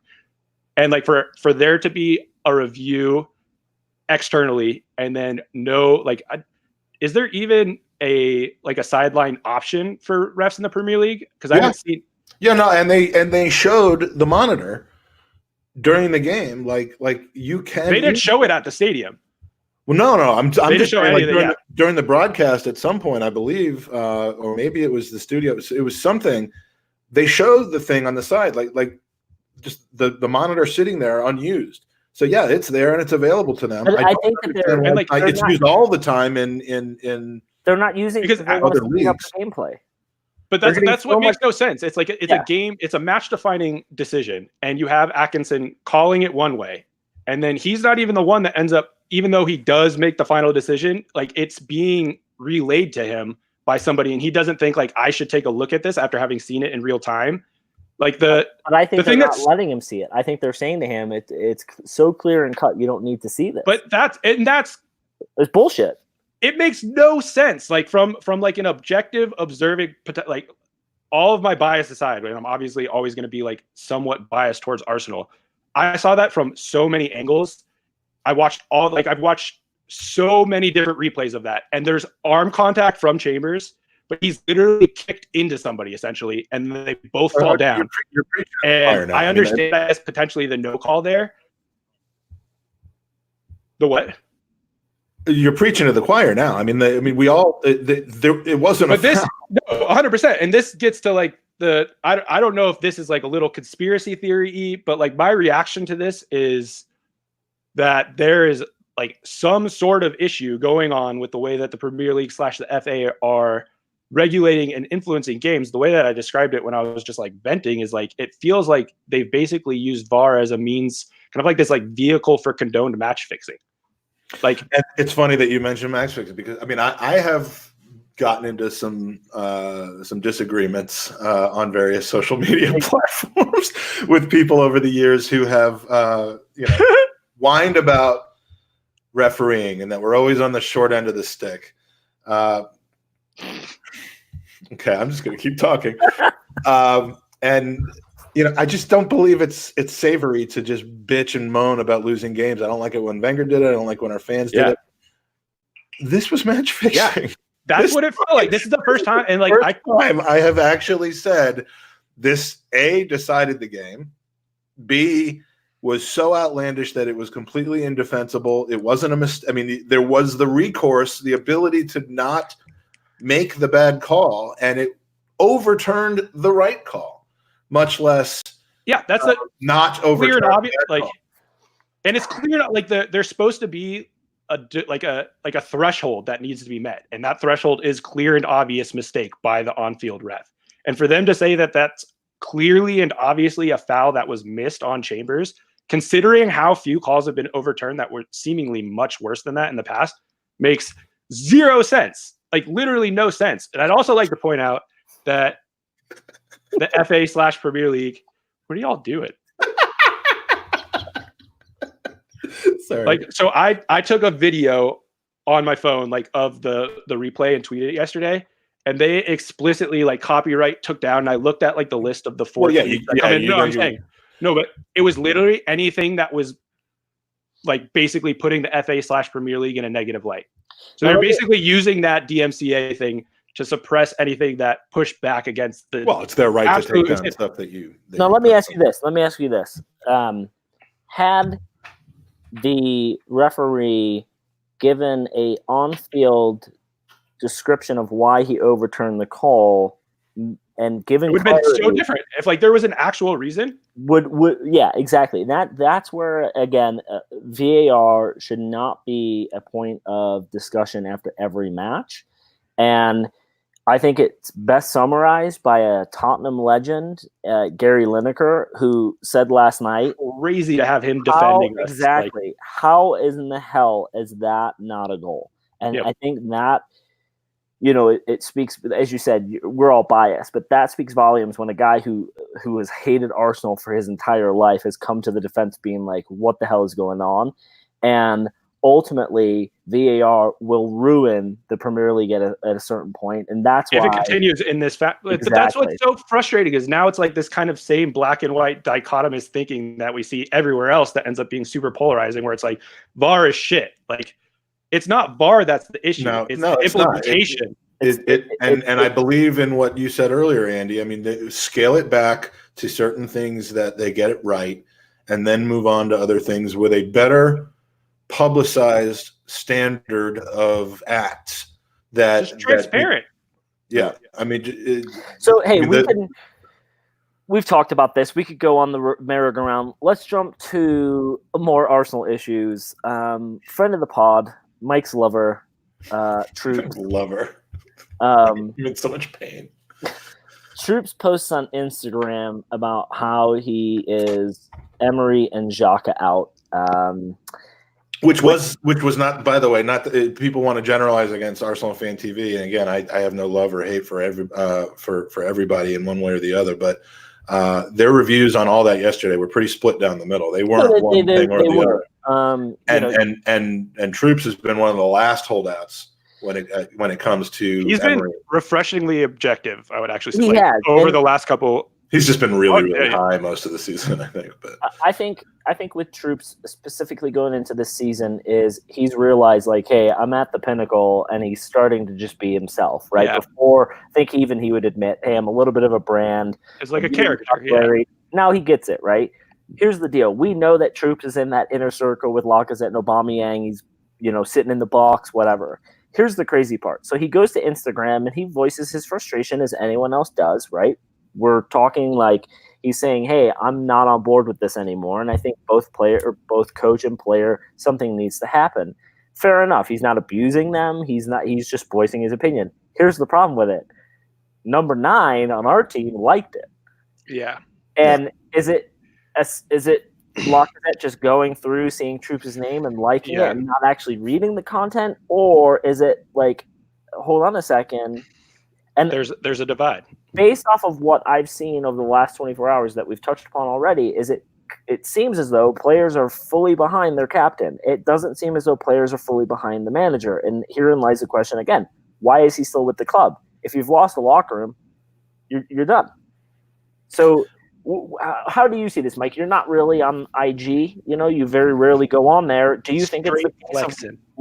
I missed the age cutoff for Instagram by like 27 Well, years. no, that's not the reason why you're not on there. It's because you're not legally allowed on because I'm not on there anymore. IP ban. Per se. Yeah, I discovered what VPN means in the last couple of days.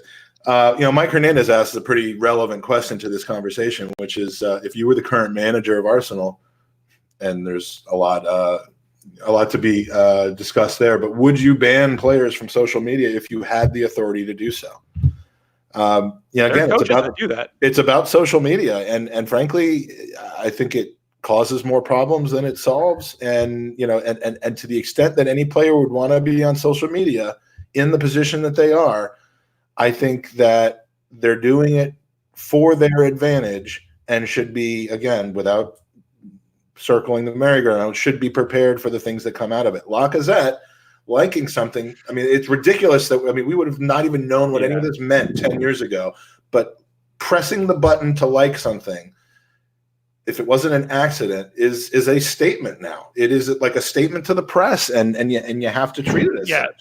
I think that it, I don't know, I was like trying to justify I guess I was like trying to find a way in which it didn't feel like there was like it was indicative of this huge growing divide in the locker room, and that there was like this kind of, I think it's a dissonance between and like, I guess in terms of like general use of Instagram, like a lot of people literally just use it and scroll down and just like everything of the people that they're following. And if you look at like Laka's likes generally, there's a lot of likes. It's not an isolated thing. But the problem is like the photo itself is just like troops flipping off the camera, like there's no, like, obviously it's like a negatively oriented thing towards the club.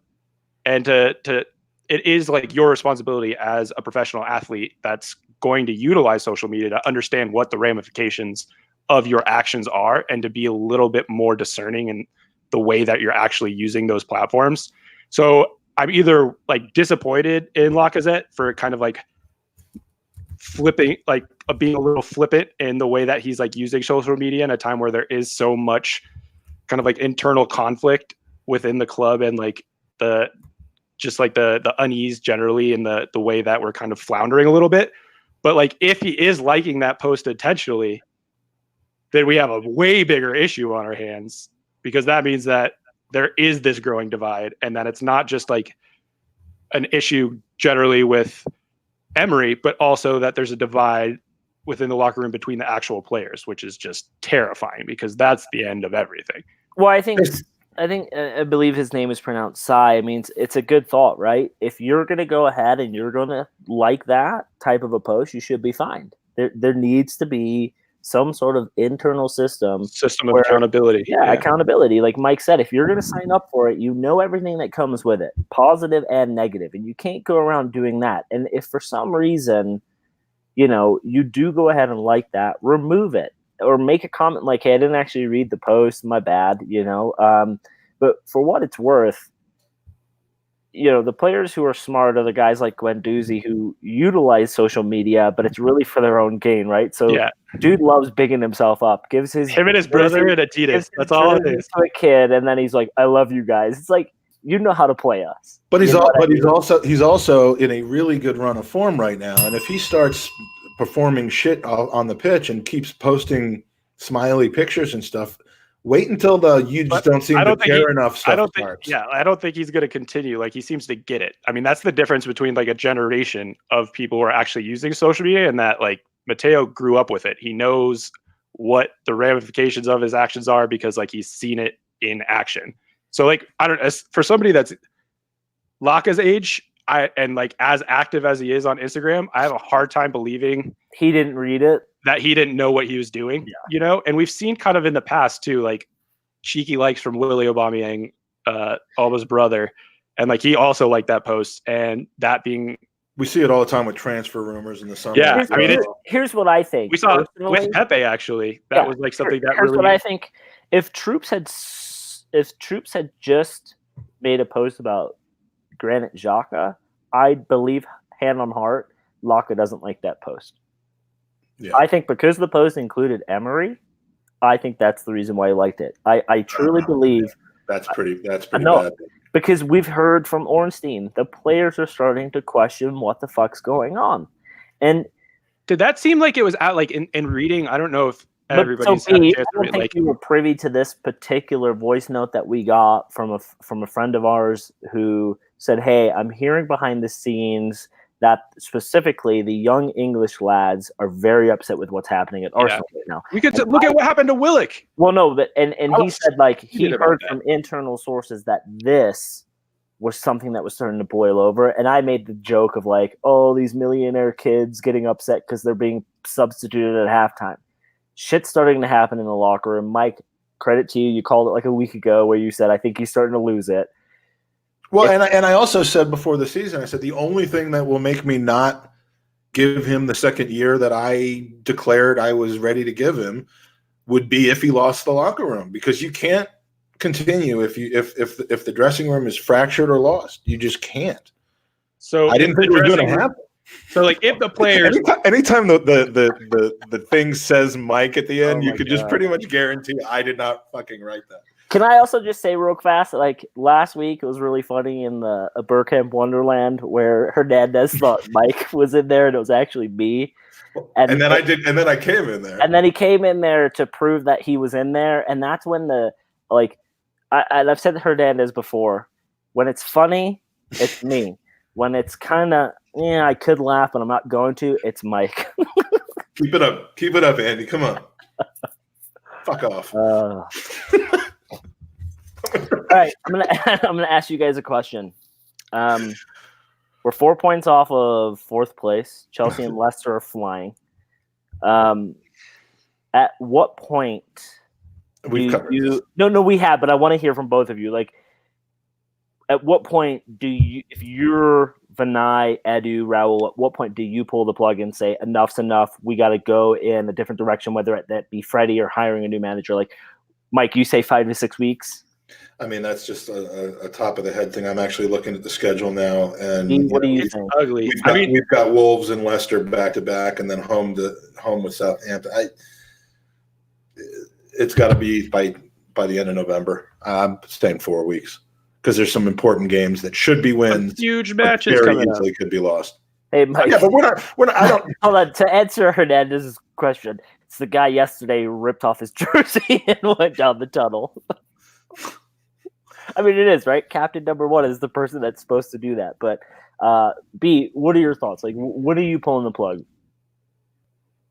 I mean, I feel like if there's taking this shit show off of life support, I was really hoping that the plug was going to be pulled this morning, and obviously that's not what happened. But if there is this kind of like growing dissonance in the locker room and a disconnect between Emery and especially the young English players, and that starts kind of permeating other little cliques within the locker room or like social groups, then I mean, like as soon as somebody like a team downs tools, that's it. Like if you lose the locker room at like an essential level, there's no way forward.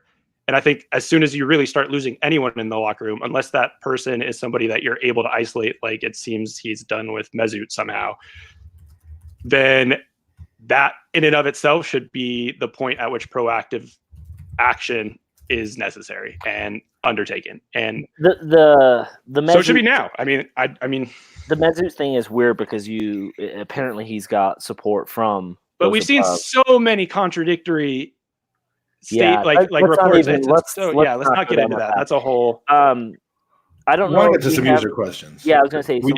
We've had so many in the chat. Let's go to them, Mike. Do you have great interactive chat room? I got questions that were sent in beforehand, which we always appreciate. We did Mike Hernandez already. By the way, I spoke to just a 30-second hit on the Xhaka thing. I wanted the opinions of ex-players. I spoke to Kevin and I spoke to Alan Smith.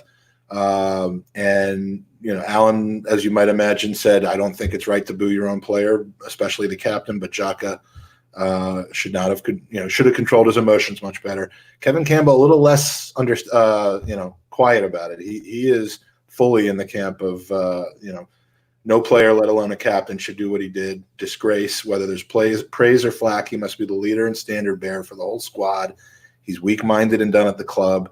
The nasty rhetoric is out of order, and you're right about social media, yet his reaction is inflammatory. Xhaka should have to apologize to the crowd at the center of the pitch naked. That's wild.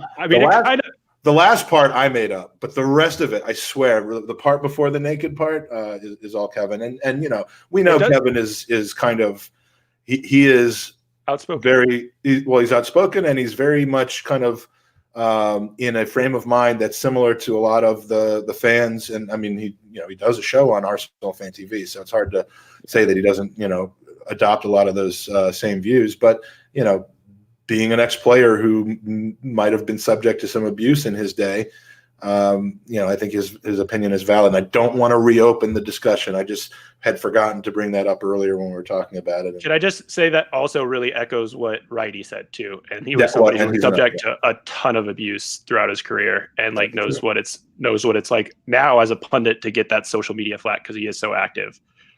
So I think that's like a very kind of important perspective to have, is people who do understand what's going on and how much pressure there is are still pushing back against his actions. Yeah.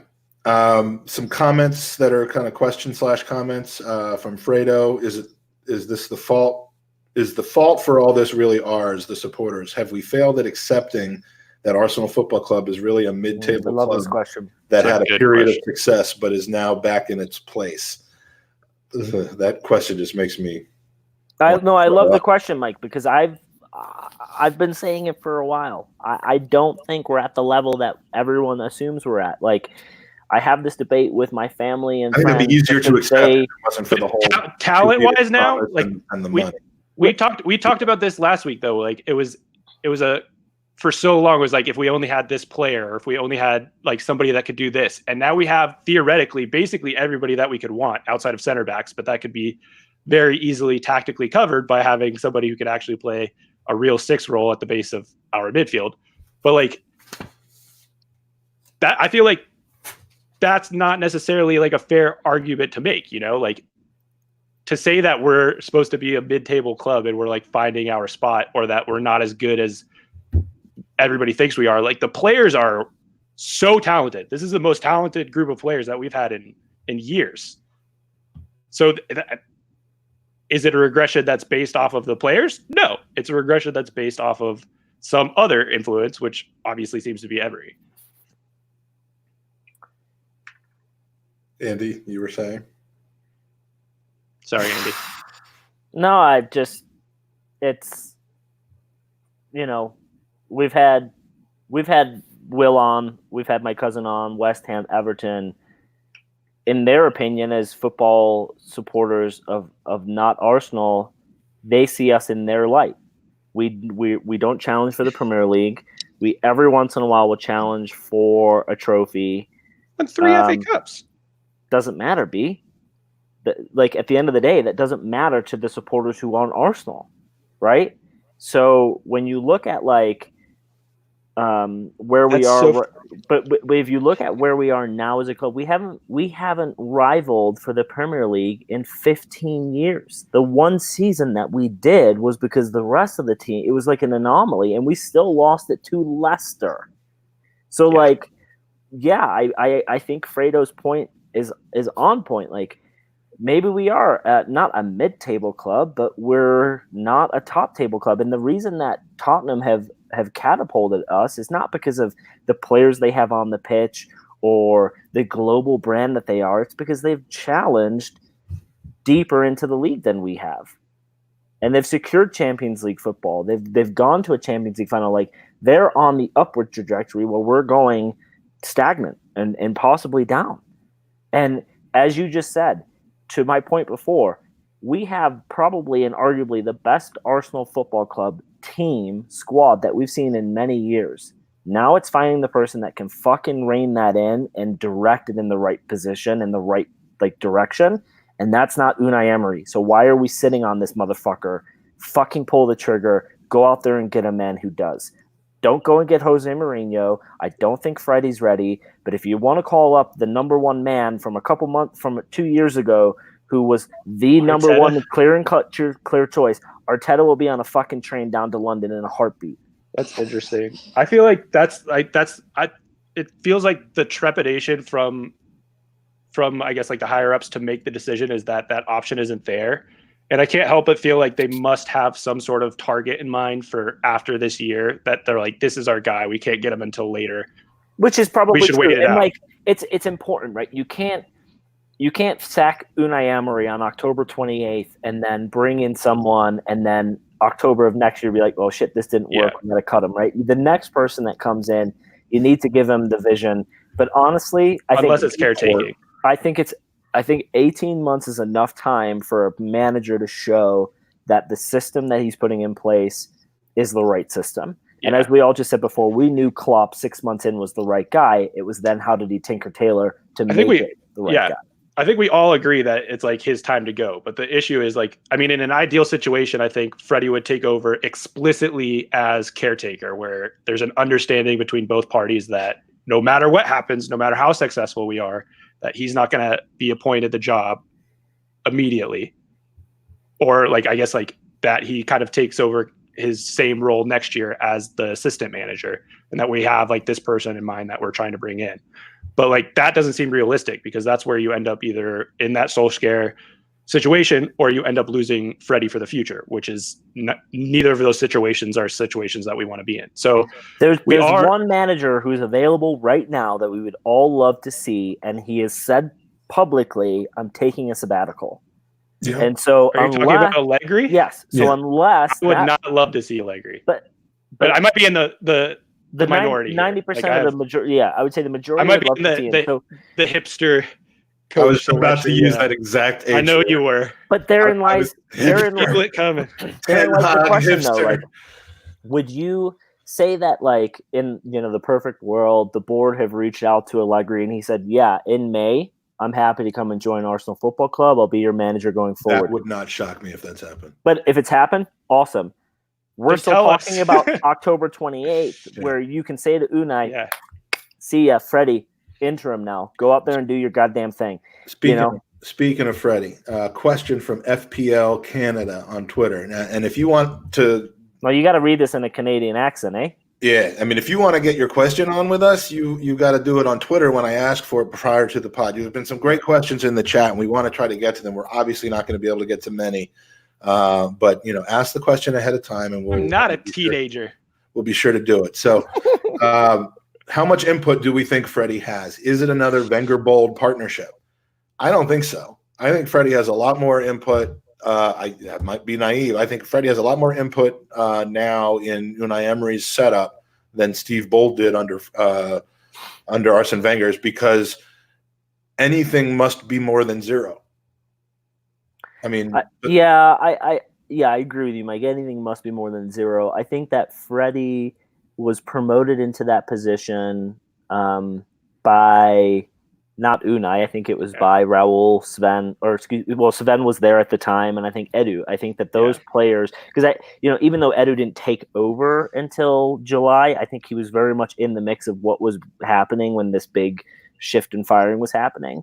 So anything is more than nothing, but I don't think that he runs Europa League matches or Caribou Cup matches. I think that I don't buy that he's he doesn't Caribou. Yeah, I think that when you go back, and I hate because I always go to this, but it's the closest we get to the behind the scenes. But if you go back to the All or Nothing, where Pep sits in the room with his team, it's not a Pep Guardiola saying, "Here's what we're going to be doing. Do you guys all agree?" It's, "Here's what I would like to do.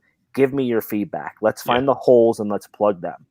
And is that not one of the things that makes Pep a great manager, though? Like, you can see, like, he has his inherent self-confidence, but he's also willing to incorporate ideas from other people. And that's what makes him a great leader.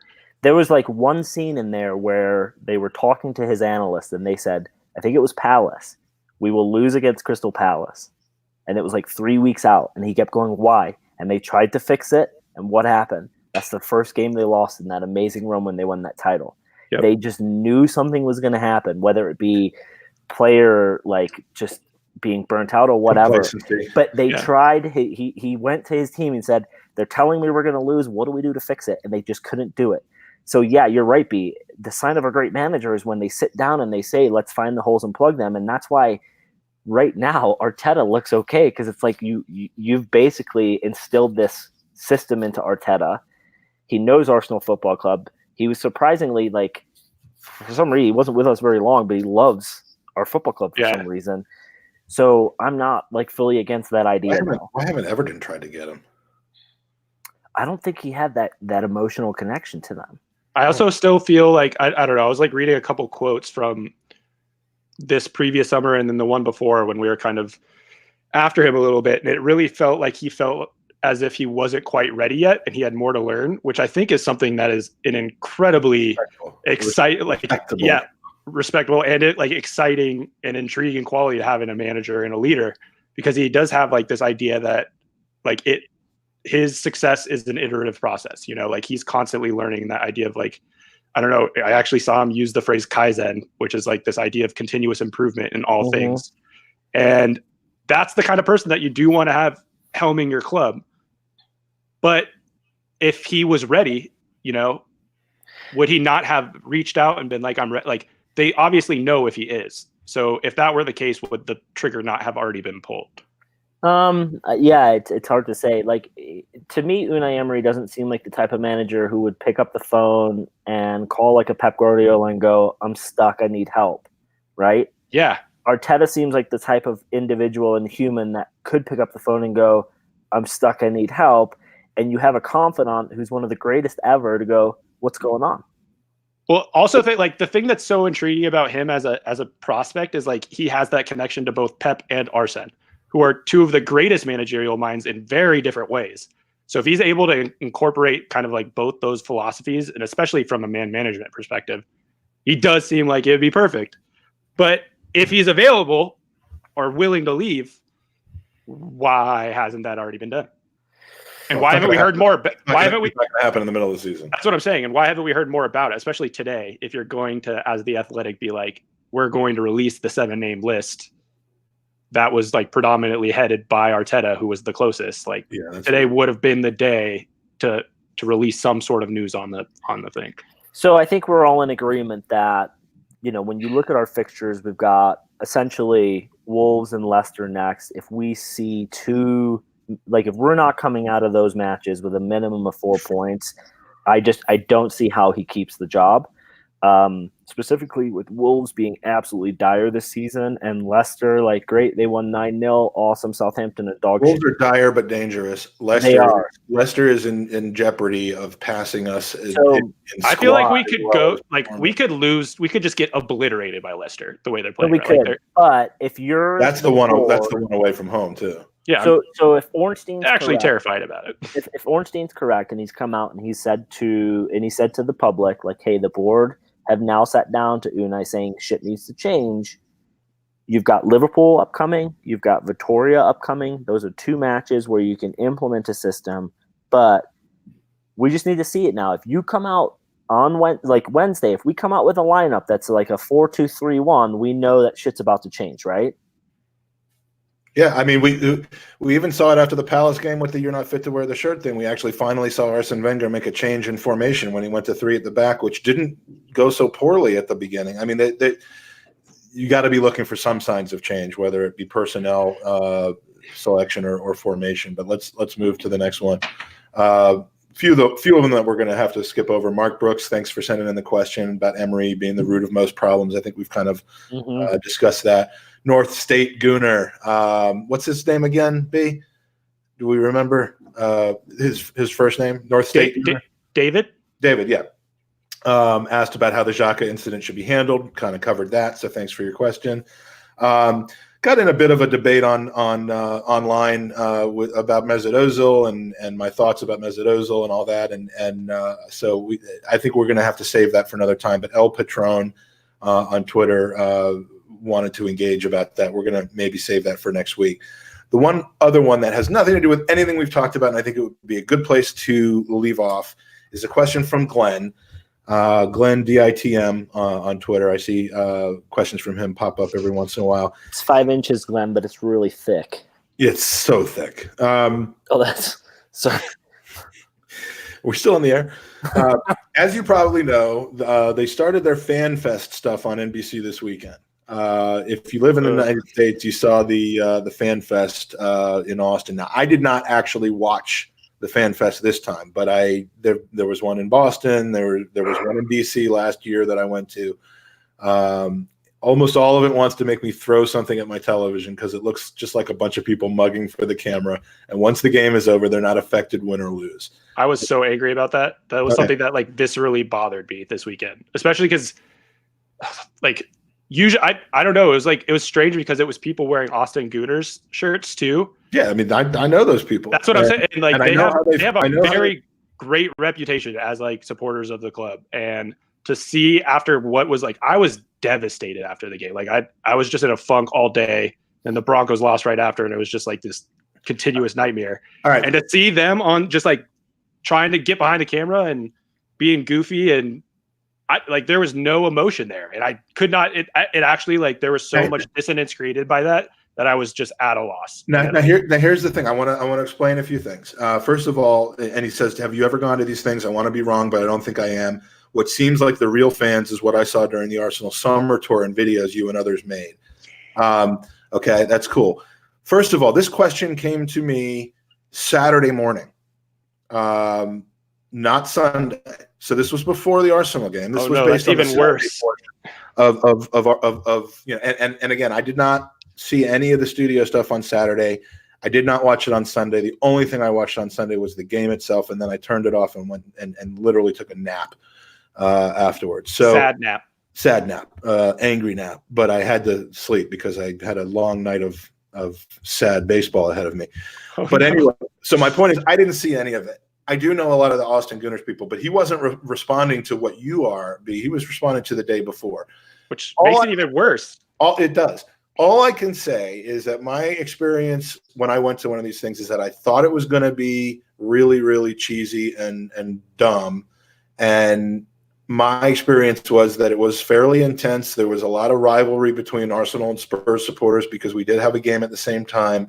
And, it wasn't as poorly done as I thought. It was actually enjoyable and somewhat intense. From what I'm hearing about yesterday, I would be disappointed if people were, reveling and mugging for the camera after what just happened at Arsenal versus Palace as well. And you're telling me, B, that's exactly what happened? No, it was really bad.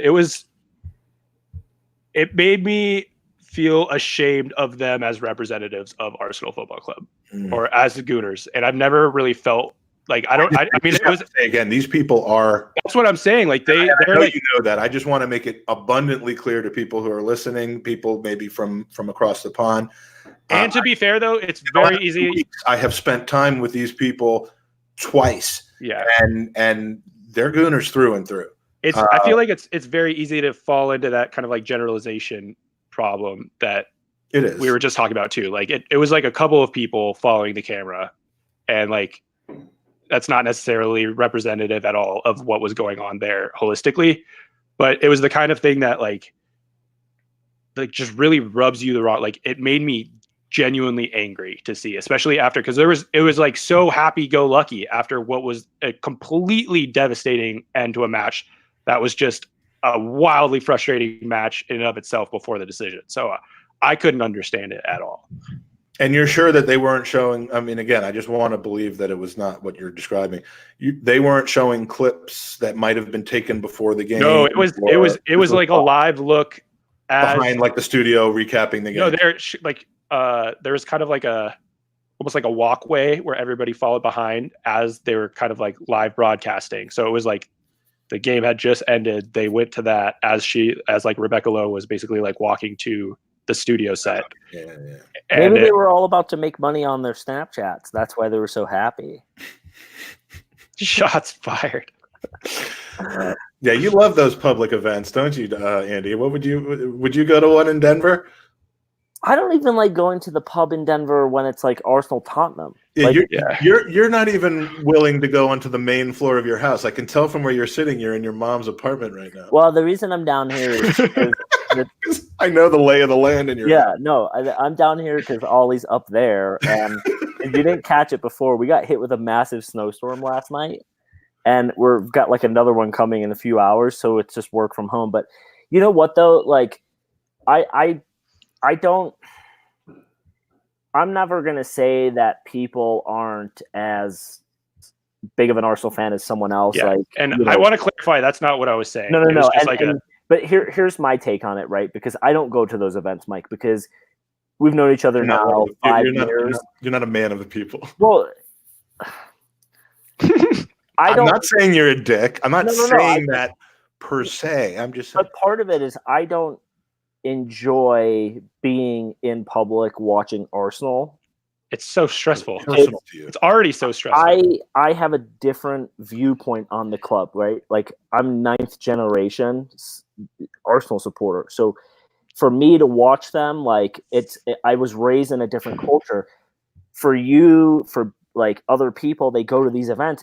It's more of like a social thing. Like, you go and you enjoy your friends. So when the game is done, you get this idea in your head, which I wish I could do, of like, shitty performance, but I'm with 5 people I really like. Let's go drink and have a great time. So maybe that's what they were capturing. Maybe they were capturing that moment of like, hey, we get this once in a lifetime opportunity to be around all these great like opportunity, like on TV. They have this big fanfare.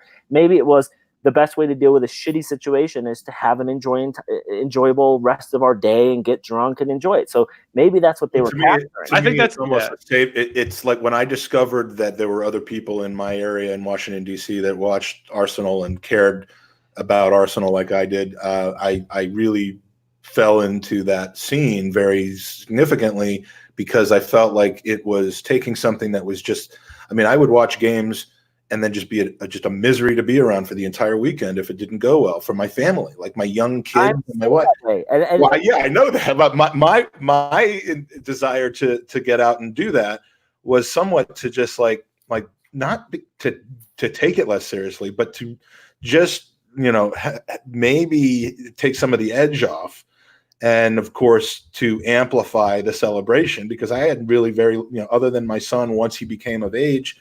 To really be into it, I had no one to celebrate with either, and so I enjoyed having people to celebrate with. I enjoyed having there was one game that we lost where I was miserable for an hour, and then we all just started doing gallows humor shit. It was the Liverpool game, like the 6-1 game or the 6-0 game. But that's very different than it was like we just all started chanting Arsenal songs and making fun of ourselves and shit, and it just felt better. But it wasn't. It doesn't sound like it was a good look. It wasn't a good look. No, but you know what?